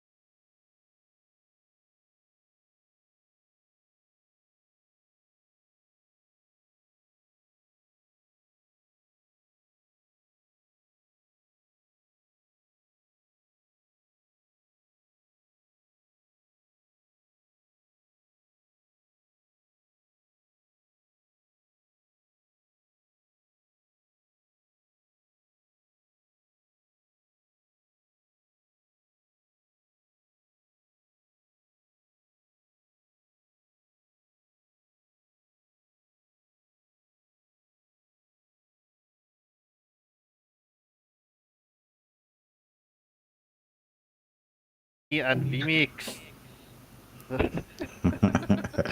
All right, I think you can hear us now as the continuation of the bans is there. Marcel, especially after the last game's performance, is everyone's like, yeah, okay, wait, Marcel is a bit too strong to leave open. Let's get rid of him. And Clint, definitely a respect ban, I would think. And the final ban. His first pick coming through is the Zushin, because I mean, Zushin is available. You gotta pick Ryan going for that Suyu play that we've seen him use to great effect throughout all the tournaments that we have been running, which the most recent one Empire aSylum were part of was the Academy Season 3, Waylander Gaming Academy Season 3. So, you know, it's a nice pick coming through there. Hilda as well added to the mix just to add a little bit of chaos in terms of that early game potential. Suyu, Hilda, both have that. Valor and royalty in a dead body. Mord as a solid pick as well. Does have a little bit of a drop off, but in terms of early game and securing objectives is quite strong. He is quite strong. I will not really protest against that kind of pick. And also, I do have to acknowledge on the Zushin pick as well as Hylos, a very strong lineup. I will say that Zushin and Hylos are a very familiar combination. It's very common to see this kind of lineup, especially in very normal ranked lobbies. This very much showcases a possible early game aggression on the side of Syndicate. It could be a possible early invasion, perhaps in the enemy jungle. It very much shows this level of contention, but we have to respect the picking on Hilda there. She does have very resistant prowess, and also now with the addition of Sayu with a very powerful power spike, will find a way. As soon as he actually just reached level 3, it could show some element of resistance should Syndicate pursue an early invasion. Yeah, true. Though the side of Empire aSylum are drafting to try to deal with that. They realized Sora was open as well, so that was a pretty solid ban, because I mean, Sora, as we know, is, even with the nerfs, still very strong. Very, very strong. Especially also, I do also have to take note that they haven't banned Glue. And it does appear that Glue is very much open, but I'm not even sure they're going to actually try to opt to take him. And right now, there is going to be a final ban on the side of Empire going to Carry. And it could be an indication that perhaps they don't want to see Carry as being the one that will just melt Hilda down. That's something that they're trying to avoid. So let's see what the final ban on the side of Syndicate is going to be. Yeah, maybe they're looking at getting that Freya on the gold lane, because Freya's still open. Phoveus, the last one to be eliminated here, as Phoveus, that infernal pursuit, it extends team fights because he survives when you don't expect him to survive. Definitely, he is extremely annoying, and I'm sure Syndicate doesn't want to deal with that, especially having Leomord on their lineup, who has strong mobility, could actually be compromised by Phoveus' Infernal Pursuit. So that was a wise decision making on the side of Syndicate to actually take out Phoveus rather than deal with him. Yeah, very true. But it allowed for Tanashi to go for his comfort pick on the Marsha. In the Academy season, we got to see that Marsha being banned out all the time. But I think Syndicate are like, we can't deal with that. As you can see, Freya was an option. They're hovering around it now as a pick. Will they lock onto this? I would I'm a daughter of Northern Vale. I swear to Alright, now we get to see more evidence as to why they banned Phoveus. It's like Freya needed that kind of freedom of dashing so that there won't be any interruption by the Infernal Pursuit from Phoveus. So that's why Fury chose to ban Phoveus. And now we're seeing a possible flex on a possible pick on either Claude or Granger. Let's see what Princess is picking. Well, she's hovering around a couple of MMs. because it's just that pick left. Will we see the Hanabi come through? Because we did hear Mommy talk about that. Obsidia is not a bad choice as well, but it looks like they're going for the Hanabi pick. Yes, another comfort pick on the side of EMS. It could likely turn into a very interesting matchup, especially also given since that Syndicate has that insanely destructive team comps, especially with the lineup of Zushin and Hylos. This is a very, very, very scary team comps. It's definitely not something you don't want to deal with, and I do think that perhaps Syndicate will pursue an early game aggression as they have this kind of team comps. Yeah, and the split push potential from Killer Sandy on the Moscow, who we know that's his main. That's one of the heroes he loves. So both teams picking up a couple of, as you say, comfort picks into the mix. But we're heading into this game. It's the final game of the evening. AFL Season 2, day number 1 for the Southern African region. This is going to be, well, the points to play for. Not all to play for just yet, as Skapskekel and myself will be taking you through the 6th and final game of the evening. Yo, bro, I'm not gonna lie. Salvatore Syndicate, bro.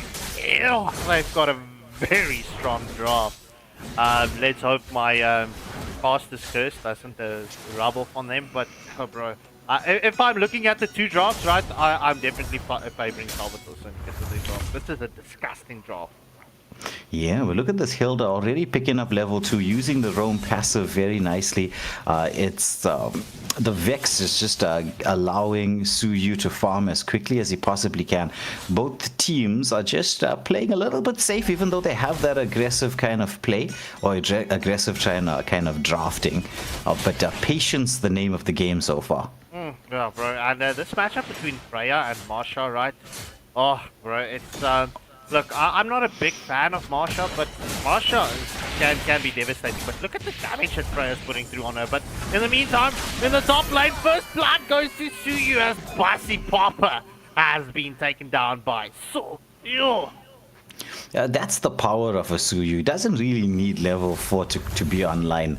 Has high mobility. They went in for a nice steal in there. Moskov now being pressured underneath the turret. Still has a wave coming through towards him, as Princess is the one that's doing the poke damage. But now there's the counter engage, or potential counter engage. But you gotta watch out for that Suyu stun coming through. The turtle will be up in the next couple of seconds. And the XP lane battle, as you said, Fury managing to force Marsha's health bar quite low, but there's Suyu coming through as Freya doesn't have that level 4, so the Valkyrie's Descent not available just yet, but we'll be feeling the happier of the two in the XP lane. Yeah, and indeed so. So just past the 2-minute mark, it's 1 kill advantage in favor of Empire aSylum. As well as, well, let's call it a 400 gold in, as we do see the pullback onto Hilda.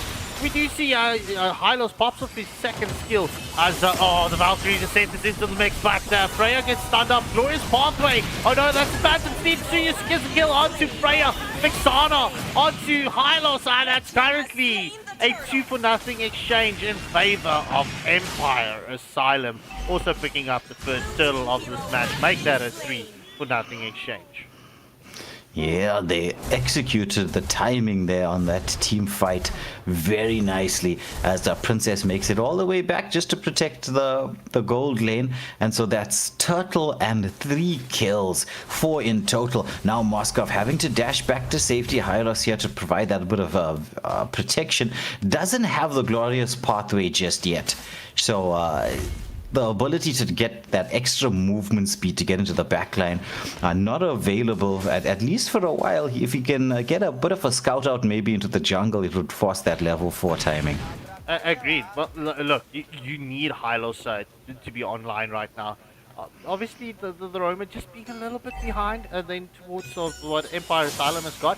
But they need to be careful and they need to respect Suyu. However, we do see the engagement onto Hilda as the Eternal God has been committed as well. And Suyu's into the mix. All the Butterfly Lantern coming in from Zushin, and Suyu's like, no, I don't like magic damage. I'm getting out of this engagement. Yeah, quite clutch there from the Zushin. Now there's pressure being placed in the bot lane as it was just a small poke and disengage as Suyu using that high mobility to just try and steal as much farm as he can away from the Leomord. Because we know, right, if you starve Leomord of farm, that's his one weakness, right? He needs to snowball. Agreed, as we do see the Phantom Steed has been committed. Hilda has fought out. Oh, that's it. Hylos gets a kill onto Hilda. Honeybee in a lot of danger. Will Princess get caught out? Yes, sir. Swabab. What a name. Swabab. Yeah. Pulling back Honeybee into the engagement that says Swabab. Done. Yeah, that name actually makes me a little bit hungry. Makes me think of kebabs and roti that you can get at pretty much any Pakistani shop ever. Yeah, but Tijno, thank you for the support all the way from Senegal, as we do see the Valkyrie's descent was committed defensively from the Freya. However, Empire side, oh, what a steal coming in from Gosuhoon, as we do see the Phantom Steed has been committed and is focused on to Vexana. However, they need to be careful. Marsha's into the mix as well. Glorious Pathway has been committed and Hilda, will she get caught out? No! Pops the Revitalize and escape the deadly clutches of that aggressive Zushin. Yeah, that was absolutely clutch. Just a couple of seconds, or at least a second on time there just to escape. As Suyu now gonna be scouted out, pressure being placed here. That's gonna give Hanabi, if she realizes it, the opportunity to take a turret. We're just gonna focus on the mini-map there just to see what she's gonna be doing while this engage is continuing here in the bot lane. I think she may have delayed it a little too long. Taking that creep was a step too far. As we do see Hylos pops the Glorious Pathway. Zushin is into the mix. Well, Princess gets caught out here. The immunity has been off, but that's the decent killer. Sandy picking up the kill onto Princess. Yeah, oof. And I see a aesthetic Tristy saying, now I want to eat some moose. Thank you, Wade.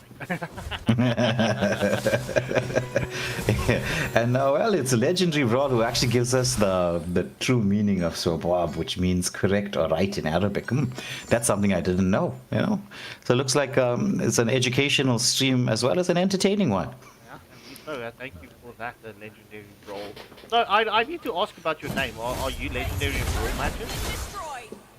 I got it off. But in any case, as we do see the engagement onto Healer. Healer takes a lot of poke damage, right? As like the previous match, okay, Healer going for the Trinity Belt first, and it seems like she was building that Oracle up next. Well, yeah, just to get that little bit of extra shield, I would say. The game is on a knife edge. Neither team has seized it by the throat just yet. We're at the third turtle mark. This could be a big turnaround point as they spot out Suyu, who dashes back to safety. Leomord starting up here. Once more Zushin with the aggressive plays Eternal Guardian. Might have been a little bit too early with the Phantom Steed into the mix. Crimson Lantern. Everything is going on. This is a straight out brawl. Tanashi in the mix here, but somehow they do secure the objective. Everybody's so low. Oh my goodness. It's a 2-for-1 exchange. Make that 3. The hunt is on as they force back everybody. Potential here to take the mid lane turret because you still have Hanabi and it's only the Zushin left alive to defend us. Are they gonna go in for that full pressured play? The turret is quite low. Hilda with the zoning gets the engage underneath the tier 2 turret. He's gonna be lifted off and killed. But would you say that's worth it, Scarpy, for the mid lane turret? Yes and no. Yes and no. But Swalab picking up the kill onto Hilda. Well, yeah, look, getting the tier 1 mid lane turret, I mean, it's great. The aggressive play from Hilda was not needed, especially with Zushin being so high in HP. Yeah, but, bro, it is.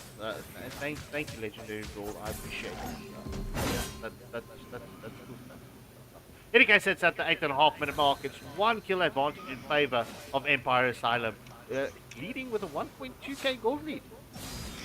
Yeah, then that mid lane turret, quite a big one. There's the engagement onto Moscow, who has to dash back, has the mobility to escape this. He wants to try to even out the turrets, open up the map as well for the side of Syndicate. But we're in that moment in time where you have to be careful around the mid lane, because anything can happen just there. Agreed, bro. And I mean, look, the 8-minute mark is the first switch around, especially with itemizations, as we do see the engagement coming in from Suyu onto Fury. However, the Eternal Guard has been committed as well. Oh my word, this is so much skills being baited out of Salvatore Syndicate as Hanabi and Gilda secures the tier 1 turret in the bot lane. Pushing the objectives, I mean, look, it is the objectives that wins you the match at the end of the day. Yeah. Well, you know, this rotation from the side of Empire aSylum is one of the ones we taught at the academy. When you head towards this stage of the game, the roam went to the marksman, created the space for the push. Now Hilda being dragged back, pops that revitalize. Suyu securing the Lord, but the chase is on here. The nice control coming in from Army MJ, but they take down one. It's a 1-for-1 exchange. The fight is on, but oh my goodness, it was a bit deep there for the... Yeah. She was just caught out in the middle of no man's land. Yeah, well, in any case, making that a 2-for-1 exchange and killing the first Lord of the match. I mean, this could be massive for Empire aSylum. Could they capitalize on this Lord? Obviously, they will get a tier 2 turret, and that's what you want. Are they able to pop this golden shield? And yes, sir, they do. And that golden shield does do a lot of damage. Hylos catches out Marsha and this is power, and I would say great balls of fire. Yeah, it was Hanabi there, Princess, with a little bit of an overextension, slight step, but look at this mid lane wave. Everyone went back to heal, and it's a full wave crashing in here. Will it be cleared off? That's the question. Hilda gets stunned up by Moskov, wants to turn around and do some damage, but Hilda can't fight the Moskov underneath the turret. Oh my goodness, Moskov gets a kill and dashes straight through. Mommy MJ could have walked into danger, has walked into danger. Moskov with the outplay. Oh, bro, that flicker dash. It was dash, flicker, dash. What a play coming in from Moskov. Killer Sandy. Oh my word. That double kill, I mean, that it just confirms the killer in her name. As Moskov gets the kill onto Moskov. The solo kill off screen as the Suyu defends this tier 2 turret. But looking at Freya and Hanabi, vengeance was popped by the way. Yeah, the game is still very, very balanced right now. It was Empire aSylum on top for a couple of minutes, then it's going to be Salvatore Syndicate back into the mix. You look at it, gold and kills are almost even. Yeah, it is pretty much even. Look, Empire aSylum still has that 1.2k gold lead. But, I mean, map control slightly in favor of Empire.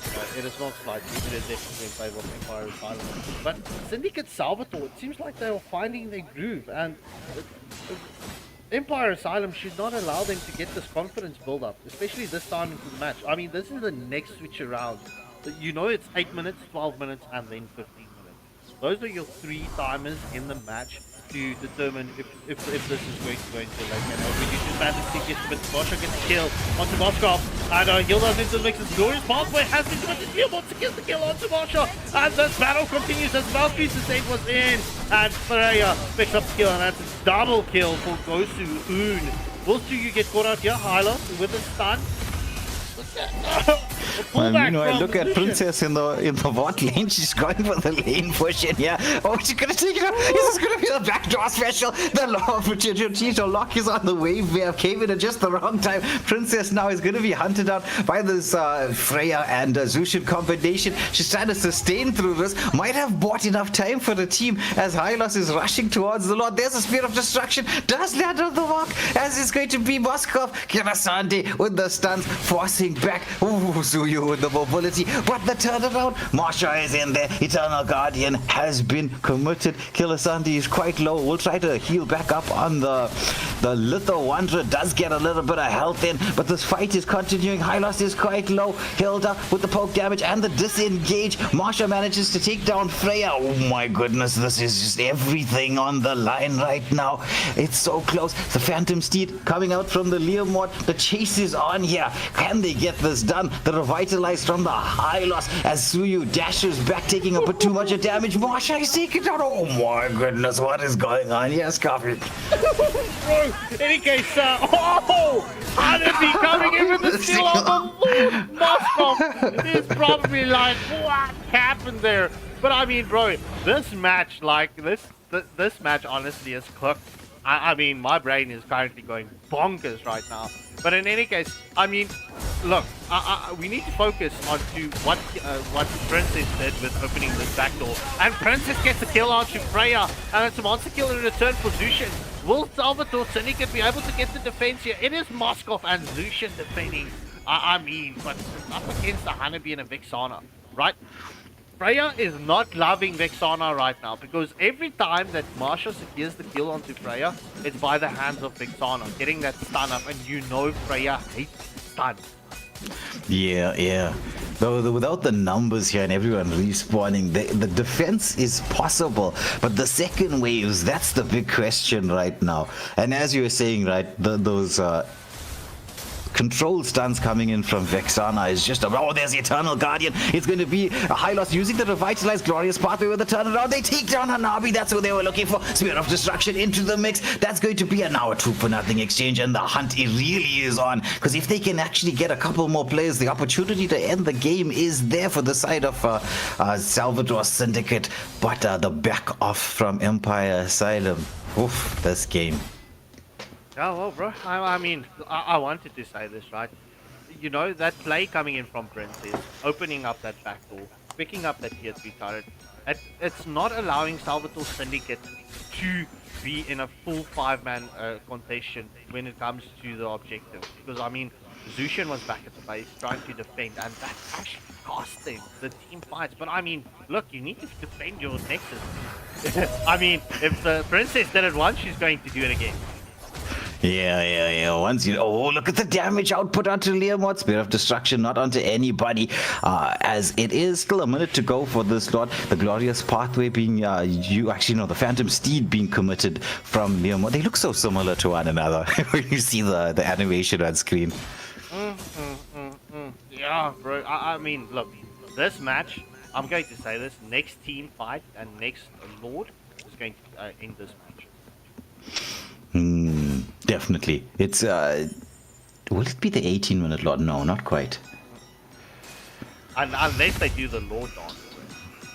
Yeah, but it's going to be quite a long... Yeah, it'll be a minute Lord dance. Possible. Hunt is on here for Suyu. Freya into the mix, gets the stuns up. The Valkyries just in with the chase. Suyu dashing back to Salomon on safety. Wants to get that... Susanoo form. As the Spear of Destruction comes in, this time lands, and this is no retribution for the Lord. Yeah, but bro, I mean, how many ults was committed for Suyu? I mean, if I was Orion, I would be very proud of myself right now. As we do see the Eternal Guarding gets committed from Vexana, but takes a lot of damage, even though the Revitalize was popped. And Healer taking damage from the Freya and Marsha into the mix, and Swab gets Sky Pierce the strike as Leomord secures the kill onto Hanabi. That's a 3-for-2 exchange in favor of Salvatore Syndicate. Yeah, and potential to take the Lord, because it's only Marsha and Hilda, as Moskov the one just starting it up, melting it down. They are going in for the contest. There's the Phantom Steed into the mix. There's no retribution available, but they're going in. Lord is low. Who's gonna take this? It's Leomord who secures this, but they're gonna have to try to get out. Oh, Moskov gets one. Yeah, but it's he's just the only one left alive. They actually have the opportunity to end this, because Moskov defending against everybody. The Lord is spawned up. Hylos is spawned up. Oh my goodness. What is this? Bro, I was looking at the Marsha, right? I was like, how is Marsha and Hilda going to contest this? And then Marsha just comes in. Bam, bam, double kill. It's like, what are we watching here? Viewers, what are you watching right now? What are you watching? Please tell me. Help me, comprehend this. Oh my goodness. It's Vexana quarter out, went for the push in the bot lane, overextended. So that's going to be no Vexana for the defense. That could be problematic, as Hilda being poked back. The Lord being allowed to push freely. If there was ever an opportunity for Syndicate to win this, I think it's now. Yeah, it is now, bro. But we do see the engagement coming in from Suyu. However, Zushin into the mix with the Hilda getting pulled back. Glorious pathway gets to win that. Moskov to get the kill onto Hilda. Killer Sandy Moskov focusing onto the tier 3 turret. Will we see the end coming in here from a Salvatore Syndicate? Empire aSylum is currently 2 members down. This is going to be a difficult defense. However, Salvatore Syndicate doesn't have the Lord anymore. Yeah, the positioning from Princess on the Sanabi is the one keeping them alive. But as I say that, she walks into some danger. They're trying to get the chase back onto her, but it's Vexana with the Eternal Guardian. The turnaround is possible. Phantom Steed, the stuns are coming out. They do manage to take down the Hanabi, who has so much of problems. They need another wave to come through, though, as all hands to the pump for defense. But without Hanabi, it's going to prove to be difficult. Tanashi using the cloud, trying to get into the backline. I think they're going to be marching down 5-man with the mid lane wave. Will they do it? No, they opt against it. No, they're going to opt against it, bro. But I mean, like, this is a ping pong match, right? This is not out of Empire aSylum's grasp just yet. But what a turnaround coming in from Syndicate Salvatore. Having the 6 kills advantage, having the 4k gold lead, even though the gold doesn't matter anymore if you look at itemization. Or the item. But Marsha engaging onto Hilo. Yeah, that's a bit of poke damage in there. The Lord will be up in under 30 seconds. And this Lord, right, this is the 18-minute Lord. This is the big boy. You have to be disciplined for the next few minutes. You got to make sure your wave control is in there. Empire aSylum have the advantage with this because they can set up a slow push on the top lane. Moskov, the one just waiting patiently, throws in that Spear of Destruction. It does land. Is he going to go in? He's waiting for the timing. There's a Crimson Lantern into the mix. Now he joins the fight. It's a 4v5 full-on engage. Glorious pathway being committed as well. The immortality from Hilda. She's trying to force back, but it's going to be the jungler taken down. Meanwhile, Hanabi is the one. They're going for the recalls. She's dragging them back, but they're not allowing the recalls. It's going to be Moskov up against Hanabi in the base. Hilda gets the kill out to Freya. This is going to be a Navi. Oh my goodness. The wind of nature is happening again. Moskov saves the day in the face. Oh, it's a 4-for-0 exchange. This is the potential to end the match. Bro, only unfortunate situation that happened there. Look, it was a beautiful play and thought coming in from Princess, but when she rotated through the middle, she gave away vision via the minions, bro. And that really forced the recall.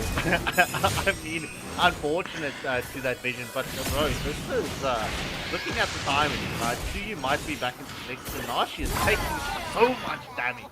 How is this Marsha surviving through everything? Yeah, may have just saved the game for a team. They would lose probably a tier 3 turret. They have lost one, but I think saved at least kept them alive for a certain amount of time. There's no way you can come in for the contest. There's no way, bro. Empire aSylum, obviously, they will have everyone back in except for the Marsha. Right? They can set up the defense, but they should wait in the base right now. It's not going to help them overextend and go out because it's 4v4. Oh, now that's the 18-minute Lord. Actually, it was close to the 22-minute Lord. They took it a little bit before that. They're going to try to go for the wave sync, right? You really need just 2 waves to go through, and hopefully you get the pick off onto a Navi. That's the big one. But the Lord is marching much more in the front line and being left on his lonesome. You actually want to go in with the Lord. Buy your immortalities and get the lock on. So this, I don't know about this decision from Salvatore Syndicate. Yeah, well, they are onto the tier 3 to inhibit the turret. But look at that, Killer Sandy and Fury taking a lot of damage as a glorious pathway was committed. And they are going to back off. So, no succession with the evolved Lord. Yeah. It all comes down to the discipline of the waves. They do manage to take another tier 3 turret, but this is not what you're looking for at this stage in the game, because it's on that knife edge. Any misplay, any small step out from especially your core players right now will change the course of this game. Yeah, and the thing that I don't see Empire Asylum having is immortality. As we do see the engagement onto Hilda. Hilda goes into the front line. She does take a lot of damage. Glorious Pathway was committed. Swab up gets Hilda once more. And it's a double kill for Swab up as Vexana gets removed from the equation. And that's Princess eliminated. Bro, if there's ever a time to end, it's right now. You don't have the damage dealer, the likes of the Honeybee. For Empire Asylum to defend. Oh, the Vexana, but the minion wave is not the highest. Nice pull here from Ryan on that Suyu, but he's gonna get pulled back. But the minion is taking way too much damage. They're gonna try and take the tier 6 down, but the next wave is coming through. It's Vasha versus everybody. The lock is onto the base. Killasanti's not worried about anything else other than dealing with that, and it is Syndicate who take the game. Oh, ladies and gentlemen. GG's well played, and what a way to end the night off by, I mean, Salvatore Syndicate turning around the aggression that Empire Asylum had early on. But MPP going to swap up, and MPP going to Dynasty. So that's Masha and Zushin. GG's well played to both teams, and GG's well played to all of the teams tonight. As I said earlier on, right? Even though if your team loses tonight, they will have another shot and another shot and another shot, because we are busy with the Swiss format stages. So, viewers, before we bid you farewell, thank you for joining us tonight. Thank you for your continuous support. This was an eventful evening, and oh boy, oh boy, oh boy. If this first night was like this, bro, I can't even imagine what tomorrow night is going to bring. And the night day after, and the night day after, and then week 2. AFL is bonkers with the matchups. I mean, we've got 84 teams in this tournament, the biggest ever. So, in any case, yeah, wait, I'm talking way too much. I'm going to hand over. All right. So, well played to everybody here. It's been excellent opening day. With the curtain raises taking us all the way across into day number 1. So I'm excited to see what the teams are going to be bringing tomorrow night and continuing pretty much every day up until, what is it, Wednesday? No, Monday. Monday. And then on Monday night, the week 2 schedules will be released on the evening of Monday night. Obviously, go check out the website. We are busy uploading the scores. So all the matches that was on stream, the scores has been updated, so you can go and check in your group standings, see how it's looking so far after the first day. But yeah, I'm going to capture the rest of the matches right now after we say goodbye. And like I said, week 2's matches will be released on Monday night after the final match was played and the scores were updated. And yeah, then we're continuing from Tuesday all the way through to Saturday. Then we've got a break on Sunday, Monday. And we're continuing, then we're jumping into the normal schedule, Tuesdays to Saturdays. All right, so thank you everybody for tuning in to watch. We will catch you all on the next stream tomorrow night.